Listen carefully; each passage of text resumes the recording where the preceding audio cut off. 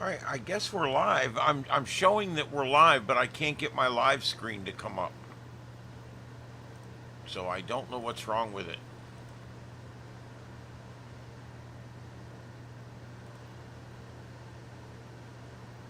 There we go. I guess it just took a few minutes tonight. All right, it's coming up right now. Hello, everybody, and welcome. This is the Sights and Sounds of Earth, right here on Saturday Night Paranormal. Oh my God, I just gave the wrong show. I did that show 10 years ago. I have done different shows. Saturday Night Paranormal, Friday Night TechNet, um, The Drive with Trey Radel on 92.5 Fox News. I mean, I do so many different shows, and I literally just announced this show as the wrong name. This is the Sights and Sounds of Earth right here on Starship Adventures, and you guys will just have to forgive me for that. That was a little crazy. Um, hey, Brian. Hey, Billy. Hey, Junior. Welcome in, guys. We went on for the. I got home just in time for the launch. Somebody had thrown in the live feed. There was a launch coming up. I'm like, holy shit. I'm just getting home from seeing mom. And I come walking in and I get everything going and scrub. Welcome to the space race, ladies and gentlemen. That's the way it goes. I've lived in Florida my whole life. I've been visiting the Space Center over there since I was 10 years old. And I've followed all of the trials and tribulations of the shuttle program, and even studied the Apollo program. I was born on the night that the first man stepped on the moon, so I've always had this strange relationship to our space program, and I go out still every time there's a launch in Florida. I run outside and see if I can see it from here.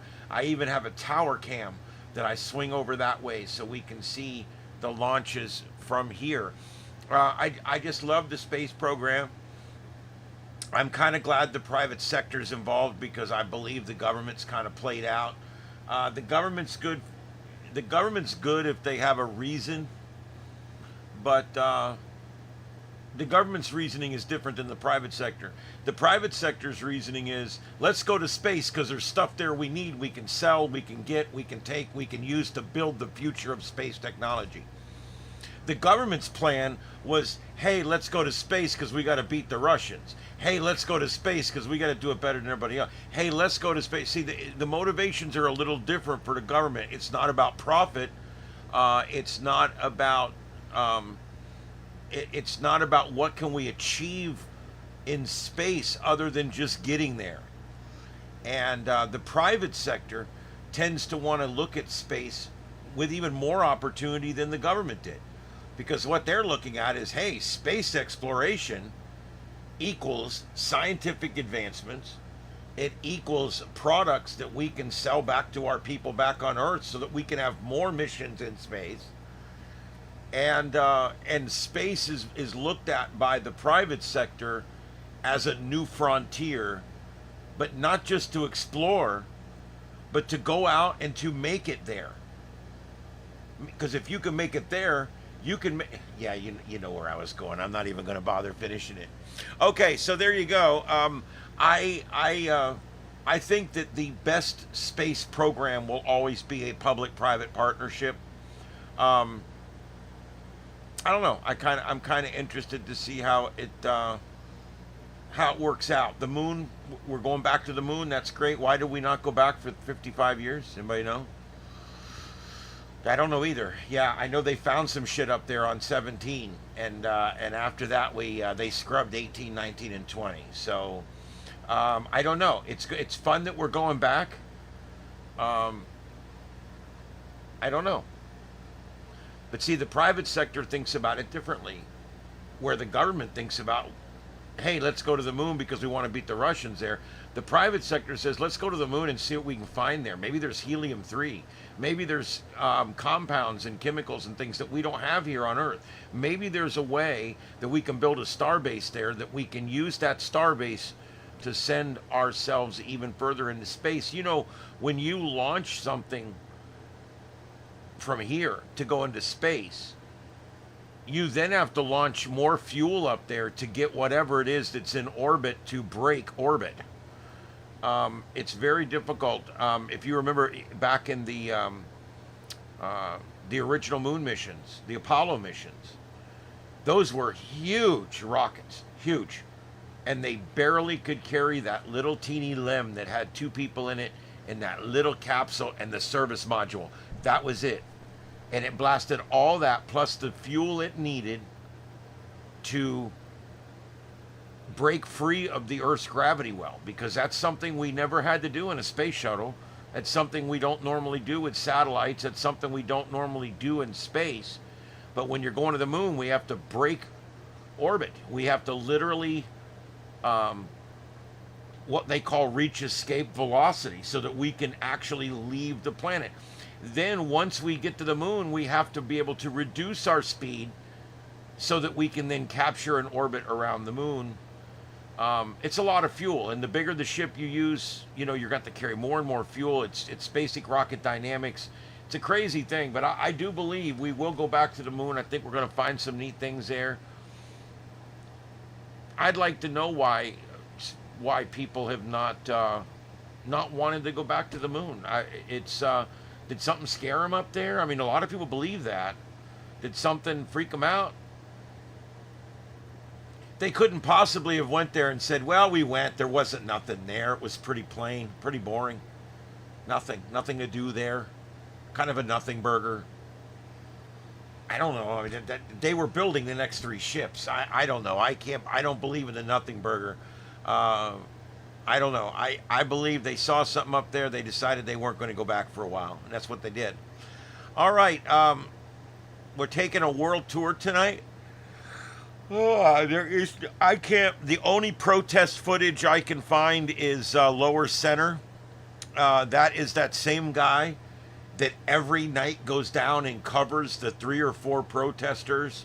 I count him, so that way there's 5. The 5 protesters. Tonight he showed up down there, and there is no protesters. It's completely devoid of anti-ice protesters. So he's looking around for them. Hopefully he'll be able to find them.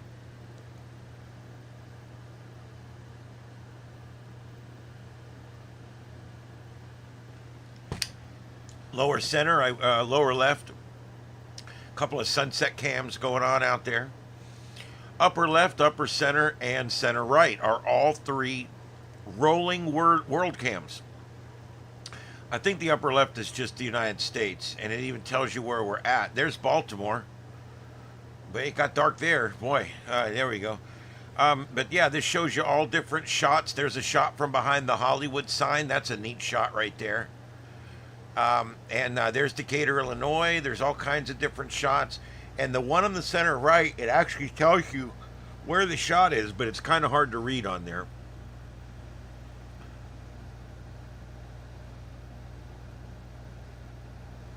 No, I guess that one is going all over the world. So they're all 3 going around the world. That's from Kelowna, British Columbia. Kelowna? No, because there's no there's no wa. It's just Kelowna. I don't know how to pronounce it. I know Johnstown, PA. I can handle that one. All right, so we are going to do some basic news items tonight. We are going to look at what headlines over the weekend.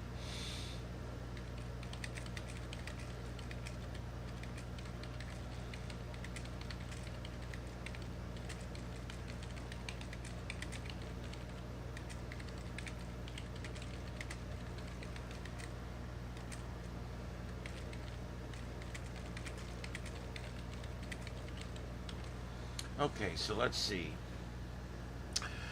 We are going to talk about the tropics. That disturbance down there in the intertropical, not holding up all that well. It may disappear off the maps. They've brought it back from 40-50% down to 20 or 30% now. And so, you know, they have brought that down.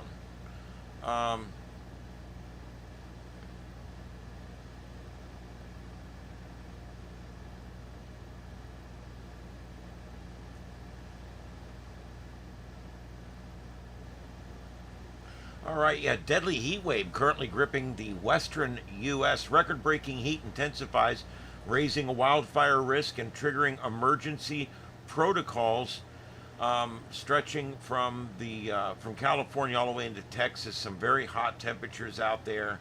Some of these same areas saw record winters too. So it's a very, highs and lows. You know how it is. Wildfires expand in Northern California and Oregon. You know, we've been doing a lot of looking at the Southern California wildfires, but they're mostly under control right now. But there is a couple up in Northern California. We'll go check those out here in just a little while. I don't know why as soon as I get on here I start yawning like that. I don't normally do that. It's weird.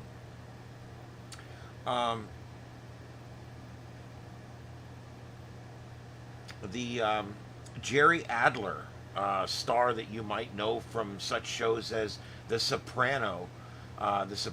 He was on The Sopranos, and he was also on Broadway. Jerry Adler, dead at age 96. They're working on an electric flying boat. Captures global interest. A new amphibious aircraft prototype sparks fascination from commercial and the defense sectors. They're actually working on this technology. You know, we've already got drones that can fly forever. I don't know if you guys even know this, but we've got drones that can fly until they have a problem. And the entire top of the drone is a solar surface, solar panel basically, and it produces enough energy to fly as long as it's in sunlight. And so they fly these things high above the clouds, and what they do is they fly it so that it's always in the daytime. It'll fly over here during the day here, and it'll fly over the Middle East during the day there, and it'll fly over Korea during the day there. And these things fly around. They're like spy drones, and they can fly for weeks and months. They do not need to refuel. They run on electricity. They don't have a lot of battery capacity. They have to always be in the sunlight. The reason they're so light is because there doesn't need to be a lot of battery capacity. Anyway, they've been using these for a little while now, so they're looking at some of this same technology to be used a little more conventionally. Let's just put it that way. Mount Kilauea erupts again, and it's actually quieted back down a little bit this afternoon. That's why there's no view. I would have had a view up if it was really going. But Mount Etna in Sicily is going, and I've got a shot of that. Boy, a great night shot of that volcano going up. Every now and then it will really blow up, and that's the upper right corner there.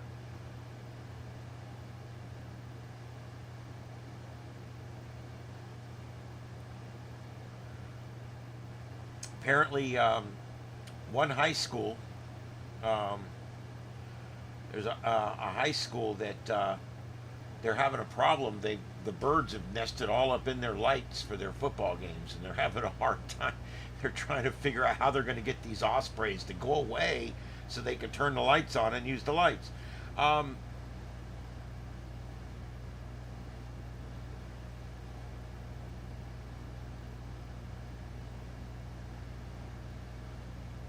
There's a new law that's just debuted that's aiming to curb spam mortgage offers.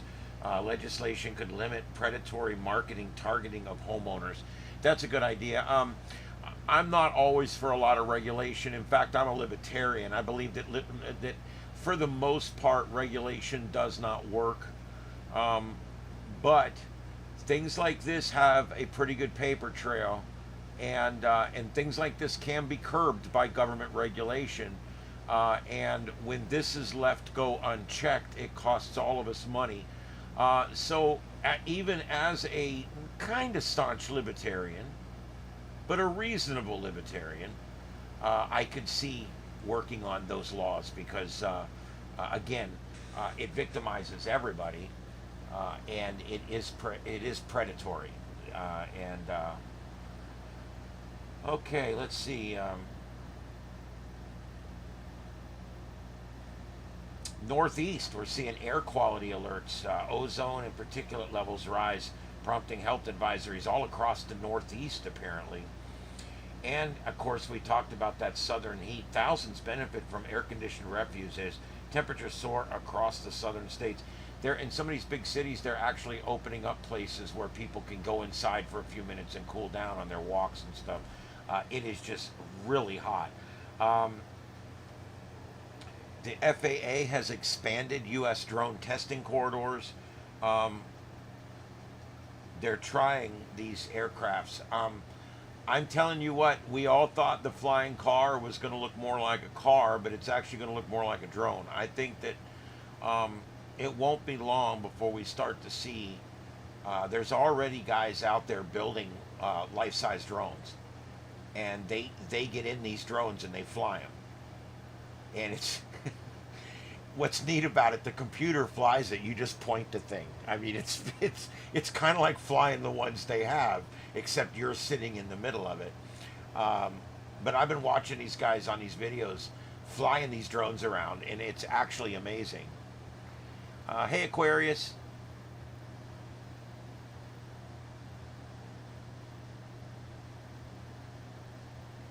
And what is it? This tie down? Something like that.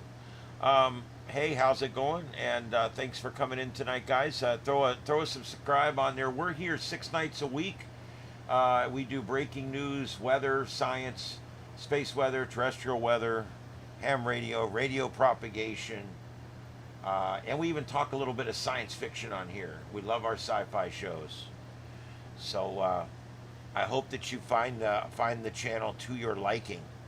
All right. Normally, if it's a busy night, all the screens around here would all have breaking news. We would have live views of whatever's going on. We would have scanner feeds from wherever is going on. But tonight there is literally nothing going on.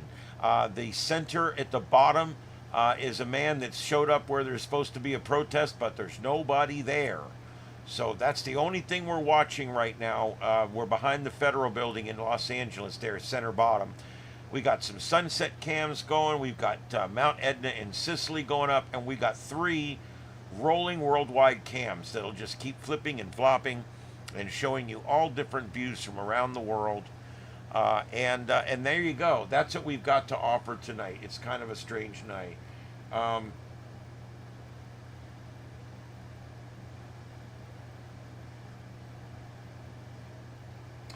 And we're going to talk a little bit about the interstellar traveler tonight. This thing is still baffling scientists.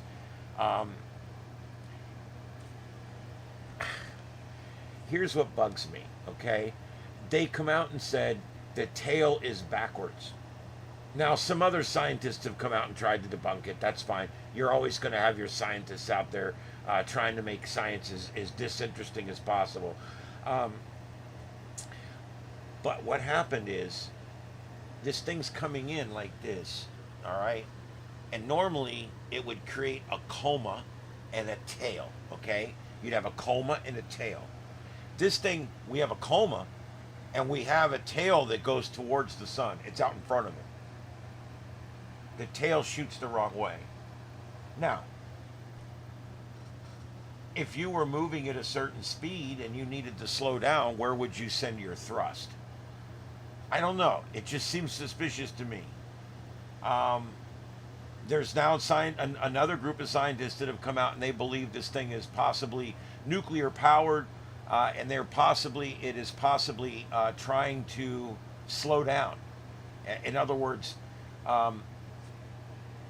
if it continues on its speed, it has enough speed to escape our sun, the solar system's gravity well, okay?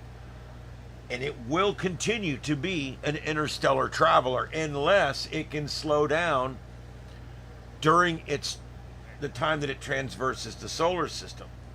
And that, now, it doesn't seem to be slowing, but hey, it's weird that we would see projection of something out in front of it, unless it was trying to reverse power, trying to put a reverse thrust. Well, Aquarius, that would explain a lot. Yeah, this thing's pretty big. It's like 7 or 8 miles long or something. It's pretty big. It's a hell of a ship. Um, I hope you have enough room on there for all of us because we want to get the hell out of here. All right, so there we go. Like I said, we are going to be talking about the tropics here in a little while. We do have a tropical storm. The F storm has formed, and we're going to talk about that. It's not going to bother anybody. It's already passing east of Bermuda, so it's not going to hurt anybody. And then we're going to also talk about that spot that's going to be coming into the southern Caribbean. It's going to go through some really bad conditions, and it's not likely that it's going to survive. But we're going to take a look at that. There's a chance it will.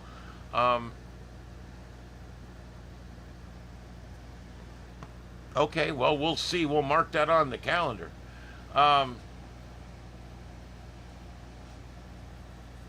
Yeah, and there's some other things about this traveler too, the interstellar traveler, because it's on a strange course that takes it very close to 3 other planets, not this one, but 3 other planets, and that's kind of an oddity in itself. It's a very unlikely course that it's taking right now. Yeah, and I'm gonna save you guys the time. The models have all showed this thing washing out, and I'm just double checking here to make sure that there's nothing crazy coming up in any of them real quick before I... Nope, nothing. So basically they're washing this one. This one may wash out. They're giving it like a 20%, I think a 20, let's see here, 30% chance.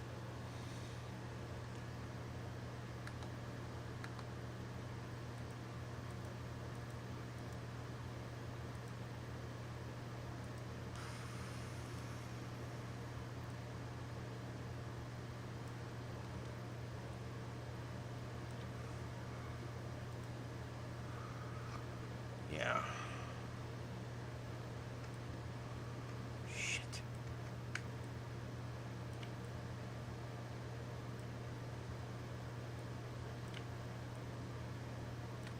Okay, guys, here's what it looks like right now.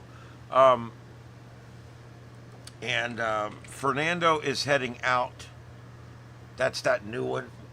And it's just a tropical storm. I think that's probably all it's going to be. And it's already heading out. So this was basically just a waste of a name. This one's literally just going to go out like that, and it's going to be gone. This one, most of the tracks are taking it really low down here into Central America. And we're going to look at that here in just a minute. But what needs to be noted is this area here is not conducive right now for tropical development. It's just not. And that's why they keep lowering this. However, by the time it gets to this point, this area will be somewhat conducive and could produce a storm. So that's why we got to watch this thing, because it's going to basically almost go away. But then if that spin remains in the atmosphere when it gets over into the Western Caribbean, we could see something pop up. It could also go into Central America and emerge into the Pacific as well. That's in all likelihood probably what's going to happen.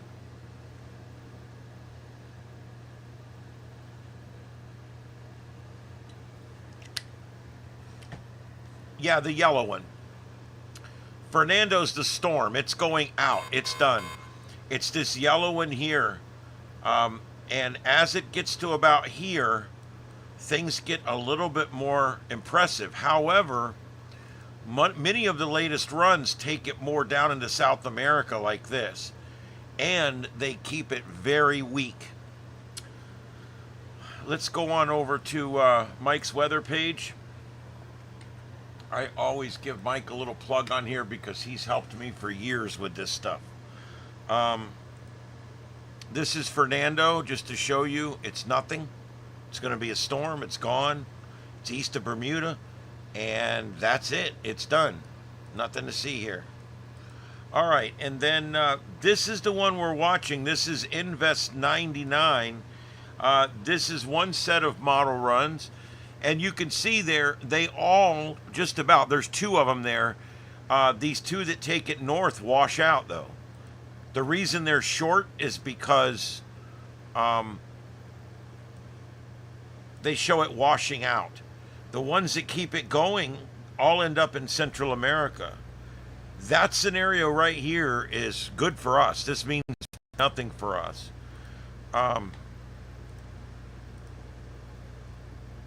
This one here, same thing. The ones that do carry it on bring it into Central America, very weak. Very, very weak. And then the other set here. But this shows you why we have to keep an eye on this. There's two models here that bring this up into the Gulf and form it into a hurricane. So that's what I'm saying. This area here, not conducive. If it trends north of Central America, this area becomes conducive. And you can see what happens. It'll come out, it'll emerge either in the Bay of Campeche or it will emerge in the Gulf of America and end up, it could end up forming. This is not the likelihood right now, but it is a possibility, and that's why I do bring it up. And as far as strengthening goes, there is some models that take this up to near Cat 1 or in Cat 1. There's also a lot of models that wash it out. I want to show you that. Everybody always looks at this right here. Oh, look, there's 3, 4 models that show it, 4 that show it hurricane and 1 that shows a tropical storm. That's true, but there's also 1, 2, 3, 4, 5 models, 6 models that show it completely washing out before it even gets to that point. So half the models don't even have it making it that far. So again, I really don't, I'm not seeing this one as being that big of a threat, but this is the thing that Ians and Charlies and stuff like that are made from. So you definitely have to keep an eye out on stuff like this. All right, but that's that. And let's go back one more time to Mike's weather page. There's not really a lot on here to show tonight. I want to show the sea surface anomaly tonight. I really hate that this is such a little thing and I have to blow it up like this. But I want you to notice, again, we showed this the other night and it's still present. You see this, that blue area right there that I'm highlighting? See that blue area? That looks like a ghost with an arm sticking out? The reason that's blue is because that's where that storm went through last week. It's churned up. The water is churned up. This is an anomaly map. What this means is this shows you the departure from normal. This area right here, that's this red color, okay, that is 1 to 2 degrees Celsius above normal. So the Gulf has warmer than normal temperatures. The entire thing has warmer than normal temperatures. And the near Atlantic has just about normal or slightly above. And then this whole area where this storm was, that whole area there is much lower. So when we start looking at what storms are going to do, we have to look at this anomaly. Areas that are in the orange colors obviously are going to produce a storm. Areas with blue don't have a lot of energy. So when you get a big, huge category 3, 4 storm like that, it actually causes the sea surface to mix up, and it brings the colder air to the surface.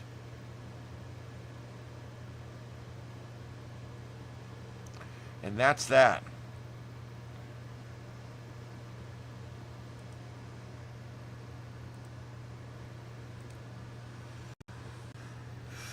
All right, so there we go. We're back on the Radar Omega.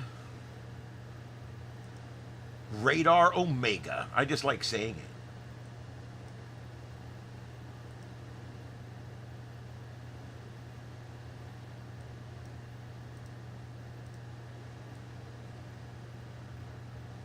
Radar Omega.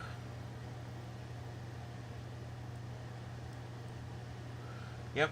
There you go. You can see that storm out there on the radar Omega, but there's really not a lot going on. We had some storms moving through down here, and those are fading out now. We've had another one of those days. We've had an entire weekend of rain. I don't know that we ever got into the 90s all weekend down here.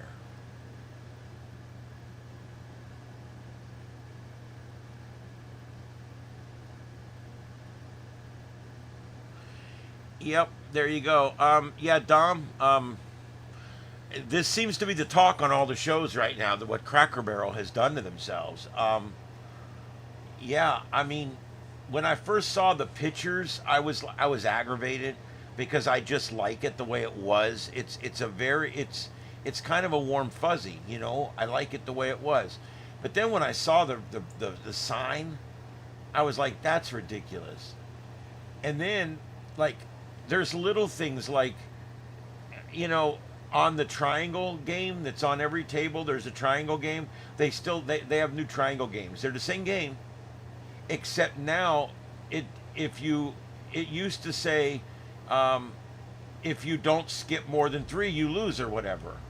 But now it's like it's worded different now, so everybody wins. No, there's no losers anymore in the pin game. So yeah, I don't know. The whole thing's funky. The sign is weird. They literally kind of, it's almost like a throwback. I don't know. It's almost like you would see Morrison's Cafeteria in 1983. I don't know. It's a little throwback. And they kept the same font and the same colors. Other than that, it's not the same sign at all. The funniest thing we heard all week on the radio, somebody called in our show and said, I think it's funny that what Cracker Barrel did to change themselves was they took out the cracker and the barrel. I thought it was the white guy, the cracker, and the barrel. I thought it was hilarious. I thought it was a play on words, and that was funny. Yes, I do believe they removed the heart and soul of the place. Was it a cluttered mess? Yeah, that was the whole idea. It was different. It was country. It was Southern hospitality, and now it looks like Denny's inside. It looks like a Perkins. It looks like a Bennigan's or a Blannigan's or whatever you want to call it. I don't know. It don't even look like a Chili's. I mean, it looks more like a Perkins inside. And I don't know. I think they could have done. First of all, if you want to fix your restaurant, start with what's wrong. Okay, the acoustics are bad. The restaurants are all way too loud. People go in there, they're screaming at each other. Nobody can hear over anything. Fix the acoustics. The new restaurants, they did not fix the acoustics. They did nothing. Nothing for the acoustics. Number 2, what was wrong with the restaurant? The price. My God, they priced me out of there years ago. I only eat at Cracker Barrel now, like on occasion when we're on vacation or something. It just got expensive. It got way too expensive. Yeah, I get to take the bread home, and yeah, the food's good and all that. But if it become a point where if someone I'm traveling with and I walk in there and we eat, when we're done with the tip, it's $46. And I'm just like, all I had was some chicken strips and some fries, and we had some cornbread. I don't know. It got to the point where it was just they were charging too much. If they really needed to save themselves, they could have fixed the acoustics, they could have worked on the prices, and they could have massaged the menu a little bit maybe, or work on some things. I don't know. But what did they do? They concentrated on all the wrong things. Why? It's because they were trying to gentrify it. They were trying to neutralize it. They were trying to take out the Southern in Southern hospitality. They were trying to sterilize the South out of the restaurant.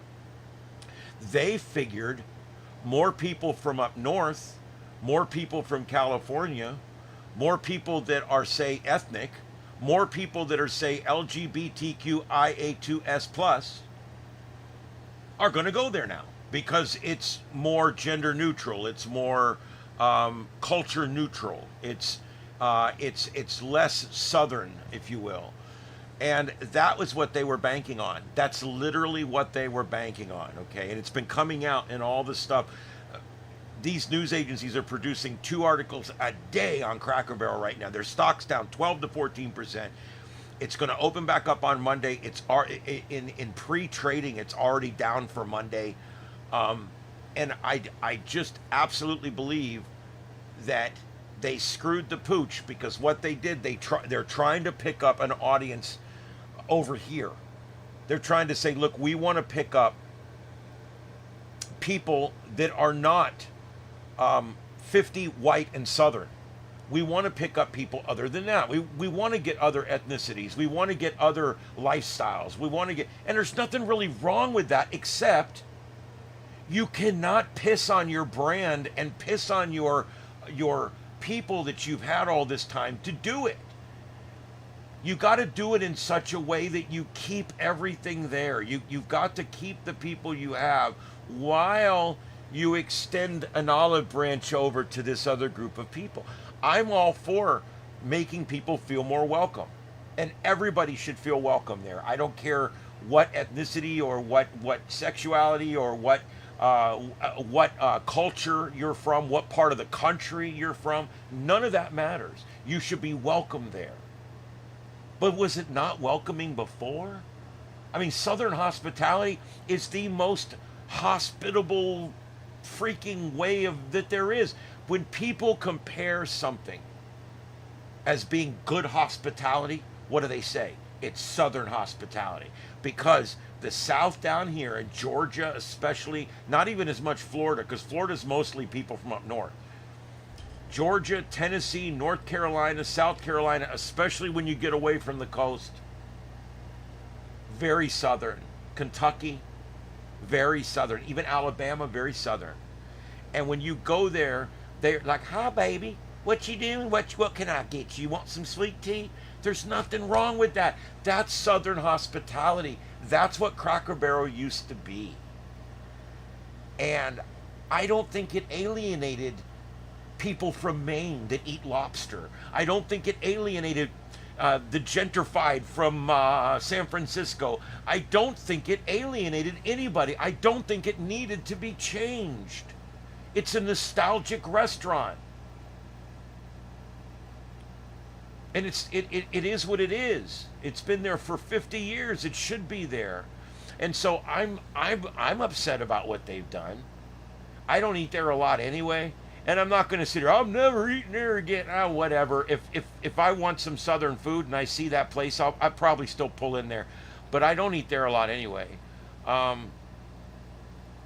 They did, yes. Dom, I think to a little bit lesser degree, they did. They used the Bud Light playbook.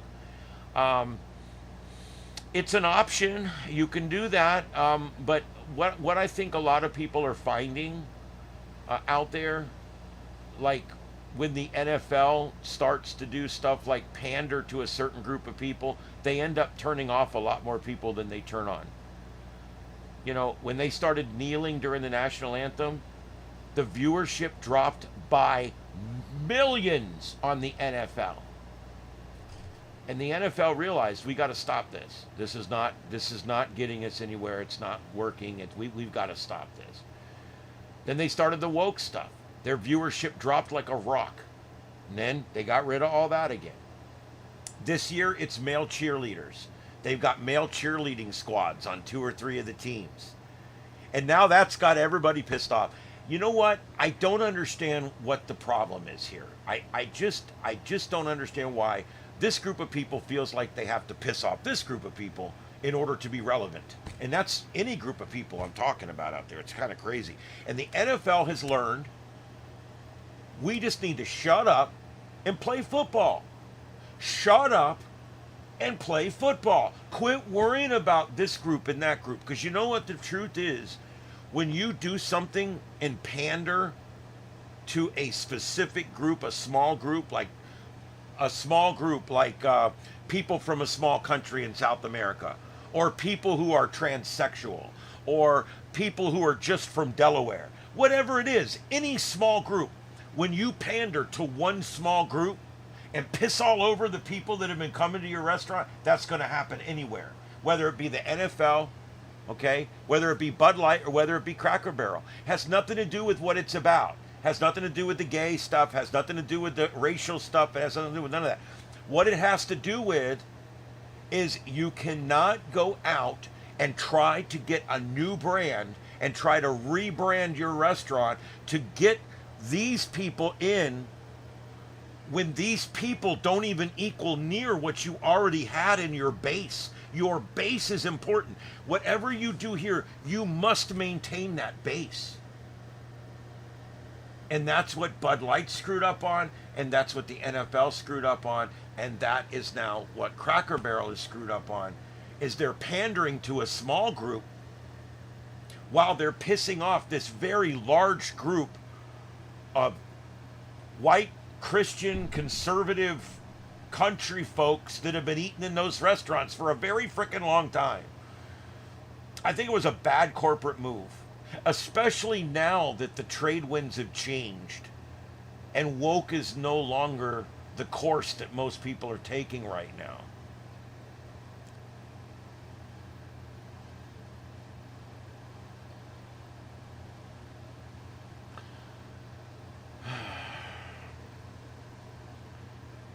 I love it. They say that you've arrived on Facebook when you start getting trolls. I guess, yeah, this, anyway.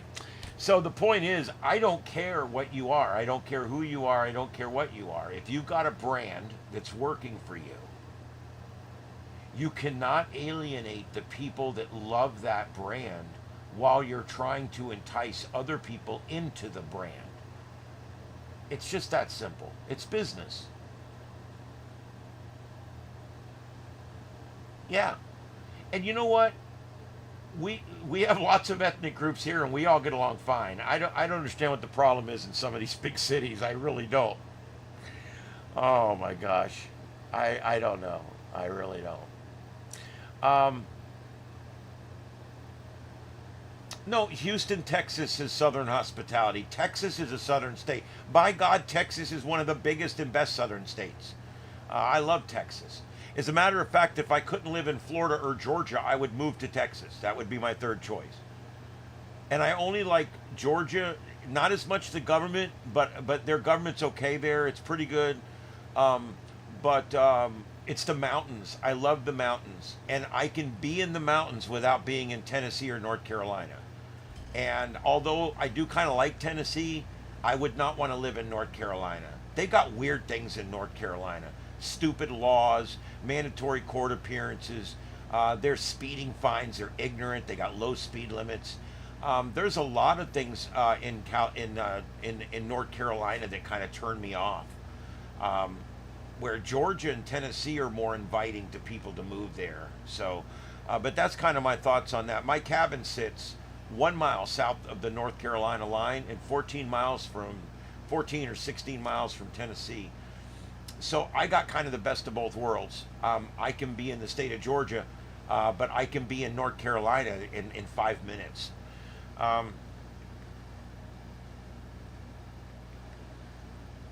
You know, Dom, that's a really good question. I actually love that show, Undercover Boss. I'm going to admit it. I'm a geek. There's very few reality shows or what I call like reality shows. They're produced reality shows, meaning that it was scripted and then it happened naturally, basically. It's kind of half scripted, half reality. But anyway, the point is there's very few of these shows I like. There's a couple that I take, I want to call them what do they call that, a guilty pleasure. There's a few of these that I watch as a guilty pleasure, and that's one of them. Undercover Boss, that's one of them. And I'm going to admit it, but you want to know what the other one is? I watch those Gordon Ramsay shows where he goes and yells at the people about how shitty their food is. I love those. What is it? Hotel Hell? I love Hotel Hell because he always goes in and he stays in the room and it's like there's always like bed bugs, and it stinks like shit, and the shower don't work right. It's just hilarious. It's absolutely hilarious. And then also the one where he goes and just does the kitchens, you know, the restaurants. That's a guilty pleasure of mine. I don't know why. I like his brutal honesty. It's refreshing. It's refreshing. He walks in and he listens to him for a few minutes. He goes, "You're stupid. You're an idiot, and this is why the place is failing." You know, and then he helps them get it going again. And a lot of the restaurants he's helped have done good. Others that he did help were able to sell off and were able to get out of it. Others that he helped were able to rebrand a second time and still able to make it. So I think that's a good show. Yeah, Gordon Ramsay. I love that guy. I don't know why. I'm not a big. I'm a foodie in a way, but I'm not an exotic foodie. I wouldn't eat most of what he cooks. It's more about the brutal honesty, and what you see is people will take on something that they know absolutely nothing about. And it's one thing when you're on YouTube and you take 5 years to learn how to do it. That's okay. And then when you get your silver plaque, you've earned it. You've worked for 5 or 6 or 7 or 8 years to build that channel. Okay?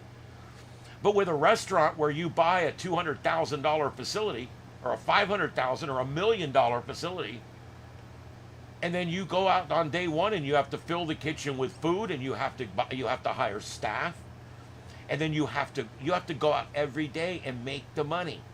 And what a lot of these places find out is there's no way you'll ever climb out of that hole. And that's why I have always been of the belief, I've always wanted to start a business. I have always wanted to make it and do good. And I don't have aspirations of being rich, but I have aspirations of being free, if that makes sense. I want to be able to travel. I want to be able to do YouTube on the road. I want to be able to show you guys places all over the country. And money provides freedom. It provides distance. It provides security. It provides a lot of neat things besides just wealth. And so I decided 4 or 5 years ago, I'm going to start a YouTube channel, and I'm going to work it. I'm going to work it. I'm going to keep changing it until I find what has traction. And I'm going to keep making videos until I find what people like. I'm going to use the analytics so that I can hone my skill and figure out what I'm doing and learn. And I've done that. Here we are. I'm in year 5 right now. I've got almost 17,000 subscribers. And but it's taken me a long time to get here. But the bottom line is, I didn't want a business, to bring me back to the conversation, I did not want a business where I was going to start out $1 million or 500,000 or 300,000 in the hole. I could apply for business grants, business loans. There's things I could have done. The truth is, I don't want to. I don't want to start out in the hole. So I started here at 0 budget. I'm operating 5 years later at 0 budget. Everything I make gets rolled right back into the studio, but yet I have no debt. I own my car. I just paid cash for it. I own my house. I own my cabin, and I don't worry about shit. So I don't have a lot, and I don't make a lot, but I owe nothing. And that's the bottom line. If you can get into making money and doing well while not having the debt on the back end that got you there, oh, it's cherry, dude. That's where it's at. You've got to achieve greatness without having the $1 million of debt up your ass. And then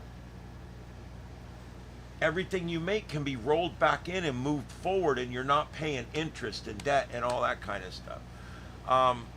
Kitchen Nightmares, that's the other one that I watch. Yeah, Hotel Hell and Kitchen Nightmares. I do not like the cooking shows. The cooking contest shows I don't watch at all. I don't like them. I've tried a few times. I'm like, I really love Gordon, but I don't like I just don't. I like the ones where he goes to their place. Um,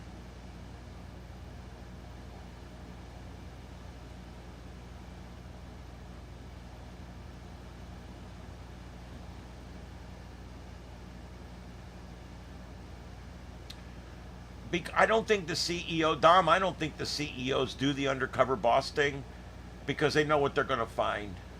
Number one. Uh, Number two, you have to remember when they do undercover boss, they're doing this for a show. You have to keep that in mind. Although I do believe that the people are serious, the employees are real.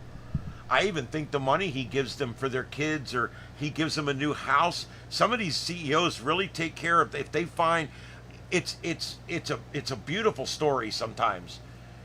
I watched one where this guy goes in there and everybody that worked there was like mediocre except this one employee. And he found this employee, and this employee sat and trained him and did such a good job on what to do and everything. He snatched that guy up, made him a manager just like that. Boom, you're running the southeast of the state or something. That's what I like about that, because it finds hidden talent. And it finds also hidden assholes, and you can get rid of them too. Um,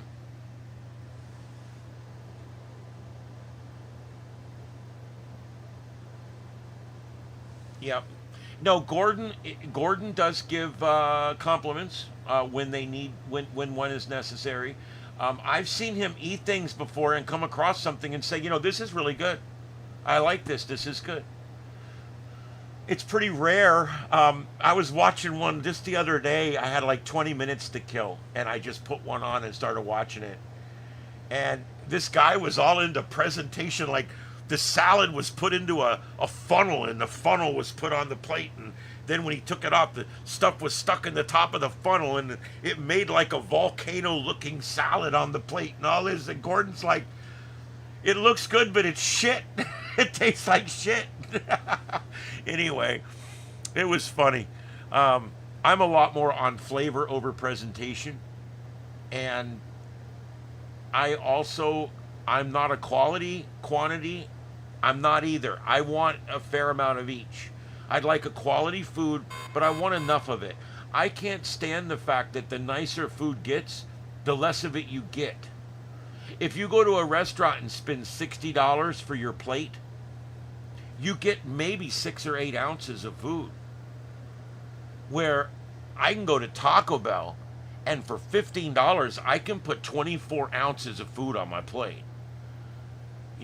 I mean, if you think about it, it's crazy. And that's always bugged me. One of the things Ramsey talks about a lot on there is quantity.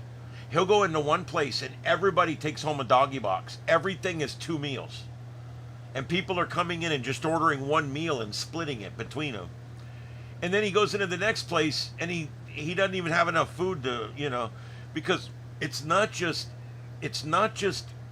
good ingredients cooked properly, timed so that it arrives hot, and then a good presentation. That's what it takes. And it's not easy. I can't do it. It's not my expertise. If you put me in a kitchen, I can cook. Now I cook. I'm a fireman. I'm a retired firefighter. I cooked for my station. I cooked thousands of meals. I cooked everything except shrimp and meatloaf. I don't cook shit I don't eat. I cooked all kinds of stuff at that station, and I became a very good cook. It's funny too, because right after I got my position at the fire station, one of the first things they told me was, "Hey, Thursday night's your night to cook dinner. What are you cooking?" Because none of them liked to cook. So I went home. I said, "Mom, show me how to cook that shepherd's pie thing that you make, or that camper stew thing, whatever it was. Show me how to make pot roast in the pressure cooker." And my mother would teach me a meal, and then I would go to the firehouse, and I would create that meal. I'd bring in the pressure cooker, whatever, the crock pot, whatever I needed, and I would make that meal for the guys at work. And the guys were loving my cooking because it was like. And not long after I got my job, they hired another guy, and he cooked seafood every night for the guys on his shift. And I don't eat seafood, so it worked out perfect. And then the third guy, Rich, they hired him. He cooks all Southwest. He loves Southwest. He's from California, Southern California, and he absolutely loves Southwest cooking. He loves Mexican food. He loves Southwest. And so you would get, and I did Americana. With me, it was almost always Americana. I didn't do a lot of spaghetti and pizza. You know, I didn't do a lot of Mexican food. I did Americana. With me, it was steaks, pot roast, beef tips, chicken on the grill, fried chicken. It was Southern classics with me. It was all Southern classics except meatloaf. That shit is garbage. Meatloaf is a waste of ground beef. And I want you to think about this next time you decide to make a meatloaf. When you get that hamburger out and you sit it on the counter, and you get ready to mix the onions and the peppers and the mushrooms and all that horse shit and the breadcrumbs and the whatever other stupid shit you're going to put in there, just remember that up to that moment, that was good ground beef that you're about to waste. Okay? I'm just letting you know. I want you to think about this next time you make meatloaf. Look at that ground beef and remember to yourself, you know what? That ground beef right there is still good. And then mix your stuff in. Oh, Victor, you know what? A lot of guys have wrote firehouse cookbooks. We had a few firehouse cookbooks at the firehouse. There's nothing wrong with that. Look, firemen can cook, dude. As a matter of fact, probably a good place to start. If you want good meals that you can cook easy and you can park if you get a call, I mean, these guys know how to cook. I used to cook, and 2/3 of the way through the meal, the tones would drop, and they'd give us a call. And I'd shut off the stove, move everything off the burners, and we would run for the truck. I'd come back 3 hours later, and that meal is still 2/3 cooked, sitting on the stove. No worries. I reconstitute that shit, warm it all back up, get it all going again, freshen it up, a little more butter of this, and we would get it right back going again. Meatloaf burgers. Why meatloaf anything? I mean, even Meatloaf probably didn't eat meatloaf. Are you kidding me? Ugh.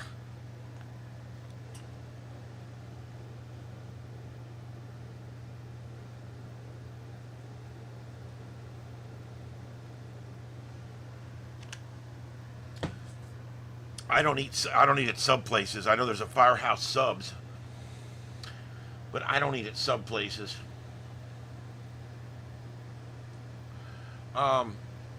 Yeah, firehouse stuff. I don't know. Firemen, they sit around all day planning their meals. That's what they do. There was a time where we were gourmet cooking 2 or 3 meals a day. We had a freaking soda machine, a fountain machine, a Coke fountain machine. And after a year of that fountain machine and us cooking 3 big fat meals a day and cooking big breakfast in the mornings, I used to make hash browns every morning, make eggs to order. We were bored. We used to cook for something to do. The store was right across the street. And we would walk over to Lahan's grocery and we'd walk in and buy everything we need. We'd walk back over there, I'd make up a whole big breakfast. And I'd tell the guys, we gotta hurry because I gotta start lunch soon. It was a whole thing at the firehouse, dude. It's kind of, the whole thing revolves around food in a way. And the firemen have had to change that over the years. Because I know 1 year of us doing that with that soda machine in there, and we were all getting bellies on us. And the chief came in one day and he said, that soda machine's gone. I'm giving you guys 30 days. It's gone. I don't want to see it in here no more. He goes, you guys need to start drinking something other than soda. I hate to tell him, to this day I drink nothing but soda. But Jersey Mike's. We have Jersey Mike's down here. I've never ate there, but I've seen a Jersey Mike's down here. I'll tell you what I had today was, what's it called? Charlie's Cheesesteak. They're starting to take over down here. Charlie's Cheesesteak showed up here in the mall a couple years ago, 4 or 5 years ago, I don't know. And they're the #1 place in the mall. You walk in the mall, nobody's standing around waiting to get food except Charlie's. There's a line. I mean, this place, man. And now they just Walmart's getting Charlie's cheesesteaks instead. They got rid of the McDonald's and they got a Charlie's cheesesteak. You talk about a step up. Not that I hate McDonald's or anything. I think it's good standard food, but Jesus, man, Charlie's is good. Vinegar on the fries. They got boneless chicken breasts, nuggets, whatever you want to call them. They call them boneless wings. And I get them buffalo hot. And I just found out today, I went in there and I asked the lady, I said, I noticed on my last bill that you had charged me for both of my condiments. She goes, yeah. I said, explain to me, if I buy hot chicken nuggets, you're going to charge me 80 cents for the ranch dressing that I dip them in? She goes, yep. And I said, and then when I ask you for the blue cheese, the extra blue cheese, you're charging me for that too? Yep. I said, you realize that's fucking communist, right? Charging people for condiments? I said, I'm not going to yell at you because you just work here, but that's ridiculous. I said, I'll tell you what, I don't want any condiments. None. And I said, I'll be back in 5 minutes. I got to go to the store because we're in Walmart. So I leave. She's nice. We were kind of joking around about it. I wasn't yelling at her. I don't yell at people unless they're at fault. I don't yell at people because they work for a place that's stupid. So, you know what I did? I went over and I bought a Maria's blue cheese, refrigerated blue cheese, and I bought a frickin' Maria's ranch. Because I've been going there 3 times a week. And I said, you know what? That little teeny cup, 80 cents. So I figured it out, right? It would take like 45 of those cups to fill one of these big bottles. So I'm saving money. I bought those. They're good for a month or so in the fridge, and it's good. I don't like the ones on the counter that are warm. The room temperature ones, like Kraft or whatever. I don't like them. They're full of preservatives, and they taste like shit. But if you go over and get the ones in the salad aisle, the Maria's or the Blue Ribbon, there's a couple of them. If you get those, they're really good. They taste really good, and they don't have that horrible flavor. Yeah, they don't have your flavor. Personally, anything you can sneak in the movies is fair game. The movie theaters lost the right, in my opinion, when they started gouging us 40 years ago, okay? I found out today in a few states, some of the movie theaters, they have a bar, and you can get a drink and take it into the movie. I'm like, what the hell does a draft cost in a movie theater? It must be $18. Oh my God, could you imagine? I'm like, Trey was telling me this. We were talking on the air about it. He says, yeah, you can walk right in, you get you a draft, and you can go in and sit down and watch Star Trek movie. I'm like, I said, no, people should bring it in a flask like you're supposed to. I said, no, that's crazy. Because I said, they're charging $14 for the freaking Coca-Cola. That beer's got to be $25. Yeah, $20 for a 12-ounce draft. I bet it's a little one too. What do you work? You work at one? Oh my God. I would sneak my candy. Let me tell you something. If I don't go to movies anymore, but every now and then when a new Star Trek movie comes out, like these J.J. Abrams movies were pretty good. If it's the right movie, I will still go, and I go by myself. I sit in the middle of the theater, in the middle of the row, all by myself, because I'm watching the movie. I'm serious. I spent money to get in there. Don't bother me. And I'll bring. I just like if it's in the winter, I just wear a jacket, and I got my drink thing hooked up underneath my jacket. I got up my whole drink with Mountain Dew in it. That's what I need is like a thermal Mountain Dew flask. That's what I need. And yeah, I mean, pockets full of candy, whatever. They lost me on that. I would never stop at the snack bar. Let's all go to the lobby. Forget about it. Are you kidding me? That shit's like $100 for popcorn and a candy. I mean, look, it's hard to watch a movie without a box of snow caps. I get it. Bring your own snow caps. You can go to Circle K and get that same box of snow caps for like $1.50. Yeah. Recliner seats. Some of these new theaters are nice. I've seen news stories on some of these big theaters that they're building now. And they've got like bigger seats, reclining type seats and things. That's pretty cool. I like it. I'm not anti-movie theater at all. I just, I don't know. First of all, surround sound has never been a big deal for me. I've had surround sound systems, and when I move, I don't even bother hooking it back up because it wasn't that important. As long as I got a TV with good speakers, I'm good. And I never really, if I want to be like at the movies, I'll pull my chair up and sit right in front of my 60-inch. It's like you're sitting in the front row.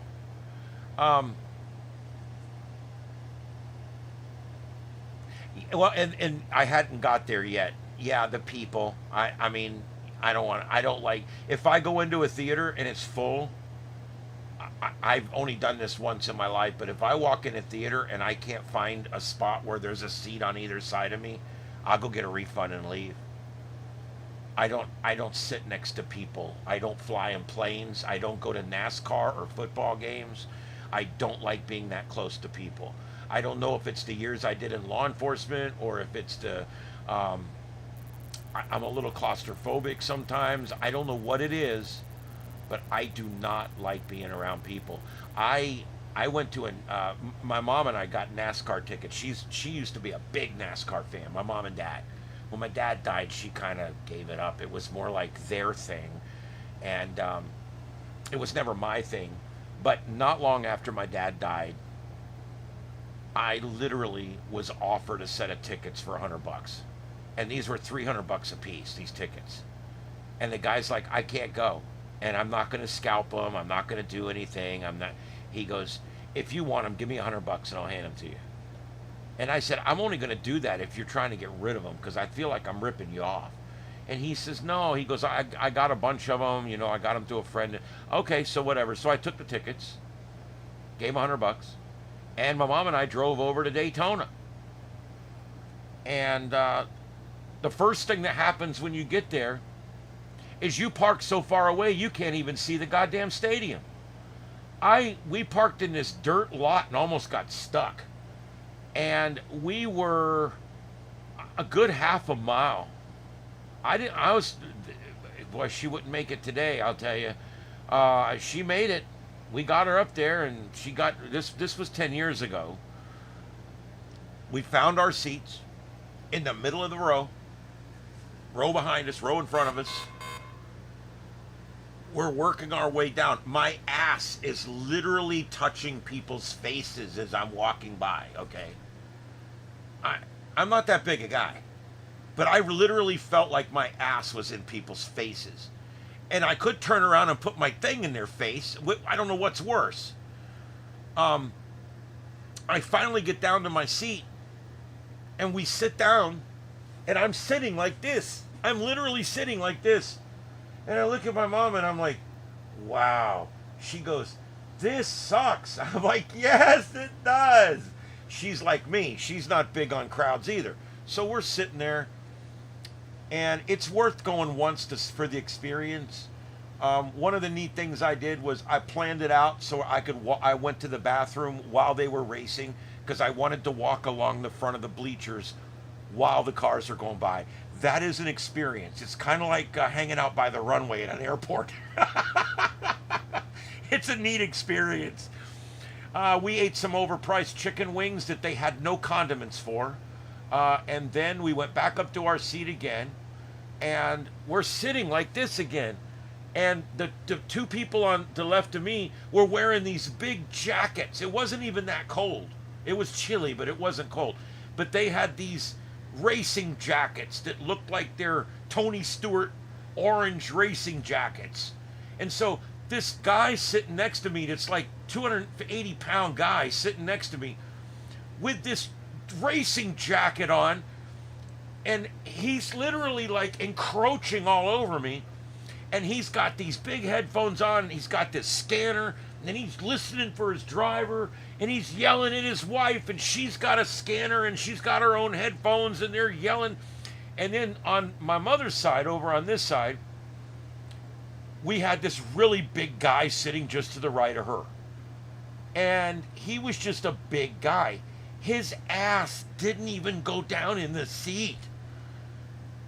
And we're sitting there, and I'm claustrophobic as I'm trying to talk myself out of freaking out, okay? After we went back up, we went and ate so we could get out of there. We went back up. We're sitting in the stands again. All this is going on. And the guy 5 seats to the right of us has to piss every 20 minutes. And every time he comes down, we all have to stand up and suck it in so that he can go by, because he's this big guy. Okay? And then my mother's, her purse, and I was just like, I cannot believe this. There's no space here. How can people come to something like this? This is ignorant. I was freaking out. So I finally looked at her and I said, I'm gone. I'm out. I said, I'm not. She goes, I'm done too. I've been waiting to tell you. She goes, I've been wanting to go for 20 minutes. I'm like, let's get the hell out of here. We stood up. We smeared our asshole right across the front of everybody's face again. And then we go down and we start this 40-mile walk. You have to walk out past the stadium and around the stadium. Then you have to walk up 5 flights of stairs and then go across the road, because they won't let you cross the road. You have to go over the road. And then you have to come down 5 flights of stairs on the other side and then walk through a mud lot for over half a mile to get to your car. And then we start going, and we're almost getting stuck. Her Sorrento was spinning out. And I was like, I told her, I said, I don't know if we're going to make it out of this parking lot. I got to keep moving, and it's hard to keep moving when you're trying to maneuver and not hit anything. And I finally get out of the lot, and right as we get out of the lot and we're pulling by, something big happens in the stadium, and we have no idea what it was. Montero rear-ended one of the jet dry trucks, and it exploded. You guys, anybody in NASCAR would have remembered this Daytona race. We had just left the stadium when Montoya goes up the ass of a jet truck and blows it up. That guy was always screwing up. And it's not even as much the manners. I don't know. It's just manners play into it. But it's just, whoever designed that stadium needs to be put down like a rabid animal. I don't know who comes up with who decides how much room a human needs. I felt like them pigs in the slaughterhouse or something. I don't know. It really bothered me, guys. I mean, I don't know. It really bothered me. And so we left. And we actually listened to the race on the radio. I found it on the AM radio coming home. And we listened to the race coming back across Alligator Alley. Or not Alley, I mean coming across 80. We listened to the race coming back across the state. And it was a neat night. It was fun. It was a good experience. But I would never go back. I would never go back to there again. Yes, the infield is the place to be. My mother's sister and my uncle, my aunt and uncle, my mother's sister, own a big shop here in town. And they used to get infield tickets and take my mom with them with infield tickets. And they had there was a big truck that their tire company had. And they would get 4 tickets, and they only needed 3, and they would invite my mom. And she'd go stand up on the roof of this big tire company stage truck that they had, with a bar and a bartender and everything. That's the way to watch a race now. Yeah, you're right. The infield's the way to go. But that was a bush race. Um, they they didn't sponsor the big race. They sponsored the middle race, but it was still, she had a lot of fun going to those races. Um, well, Bill Francis must have had a narrow ass. That's all I can tell you. Okay. Um, all I know is most people that watch Daytona are like me. They got a little bit of junk in the trunk. Okay, and yeah, I've never been to any other speedway, just that one, and that one was plenty enough for me. Well, there's our guy. He's down there looking through the fence at the Federal Building again. I would think this is just the same video he's playing over and over, but it's not. It's not. Every night it's different. Every night I can tell there's differences about it. Like, I've never seen this part of it before, where he's looking through the fence and the officers are in there talking. I don't recognize any of this. So I think he drives down there every night, and he's doing it for the hits, I guess. He just won't give it up. Anyway, so yeah, that's my Daytona experience, and I can only imagine that football games are probably just about as bad. Um,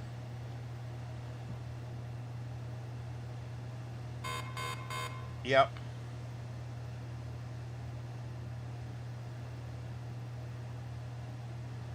The latest on Alligator Alcatraz is nothing.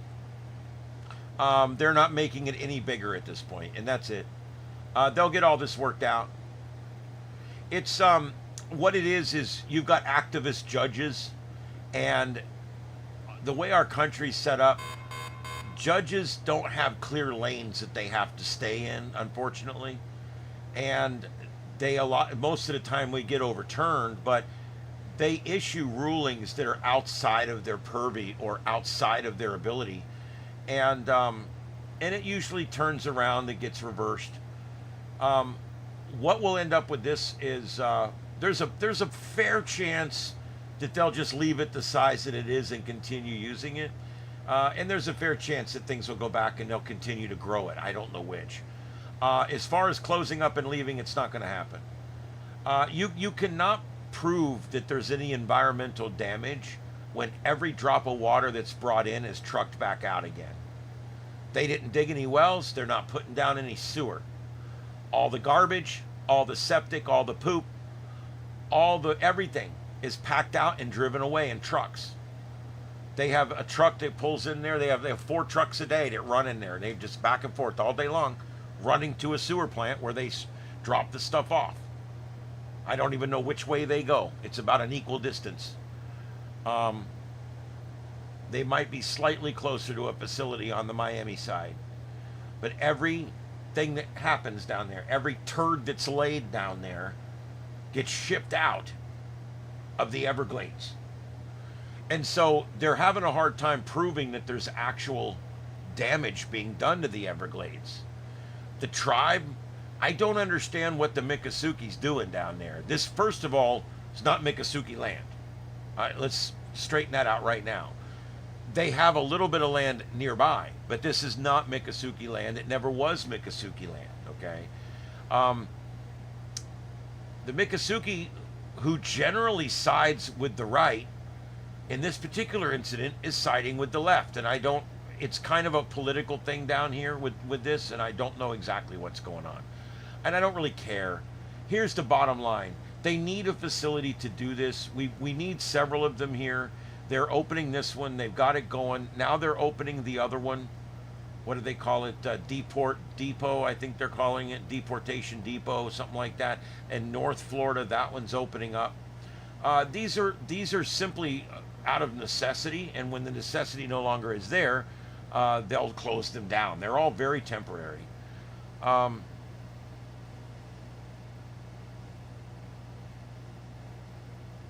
Yes, February of 2012. Are you sure?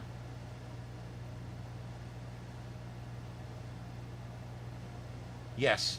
No, that is right. My dad died in '08. That would have been about right. A few years after he died. That would have been right. That was the one. Yep, that was the one. Yeah, he's driving around like an idiot, not paying attention. He must have been like texting and driving or something. And He literally, they're literally just keeping their tires warm, and he ran right into a damn vacuum truck and it exploded.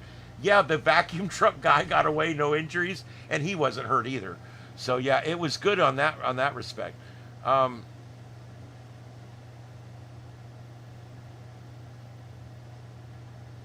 yeah, the SCOTUS, I believe that SCOTUS, or the Supreme Court of the United States, um, I think SCOTUS is going to rein in some of these activist judges.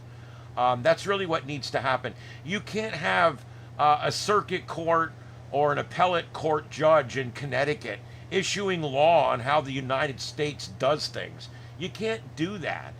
And the reason they do it and they kind of get away with it is because they're judges.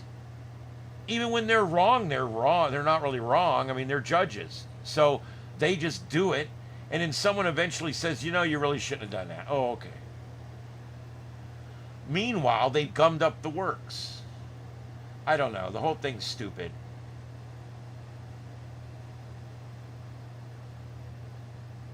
February. Yeah, it was February because, like I said, we were all wearing our jackets. It was cool. It was a cool night. It wasn't cold, though, but it was cool. Um, yep. Victor, I was there, buddy. I didn't see that wreck, though. I went home. When we got home, we went and looked on YouTube or something and watched it because we listened on the radio about it for an hour and a half, but then we didn't know what it looked like, so we actually went home and watched it on TV. Um, yeah, it was fun. Look, I'm glad I went, but I'm done. I'll never go back to another race just because I don't want to be around people like that. And you know, the truth is, it's not a good show. I'm just going to be honest. At home, on your 60-inch, it's beautiful. You can see everything. You've got the breakfast bar, the scroller with all the details of who's in what place and everything. You've got stuff down the side. You got high def. You can see right into the cab and they're waving at you. When you're there, you see shit. There's nothing. They've got a big jumbotron that's so far away and through a fence and you can't really see it that well. They got the big pole that tells you all the numbers so you can follow what place your guy's in. I know my mom was a Tony Stewart guy. It was Tony Stewart. So we were watching for old number 20. And on that big pole, you could see what standings there were for all the people in the race. And like I said, there was a jumbotron, but we could hardly see that jumbotron. And there was no TVs like in the stands. There was no like TVs up where we could see them or anything like that. So really, you're there and you sit around for a couple minutes. Nothing's going on. If you look real carefully with binoculars, you can see the cars running along the other side. Then they'll go out of sight again for a while. And then all of a sudden, and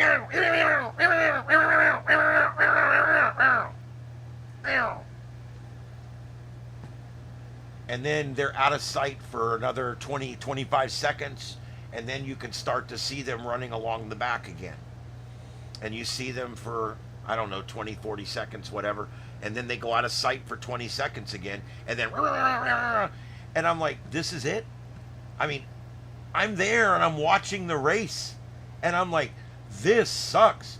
At home, you can watch all the pits going on. At home, you can watch it. We couldn't even see pit row where we were. So, I may, Victor. I don't review a lot of expensive radios because I don't buy a lot of expensive radios. Just saying. Oh, for Christ's sake.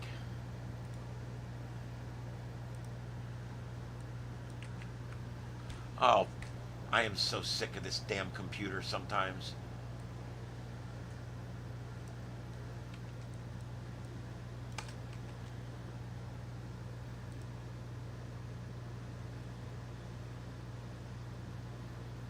Well, it's better.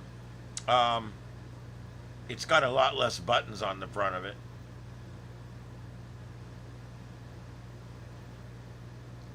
But how much is it?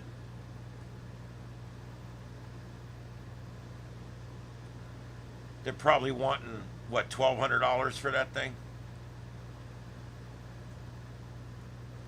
This is the problem with ham radio, is they want way too much for equipment.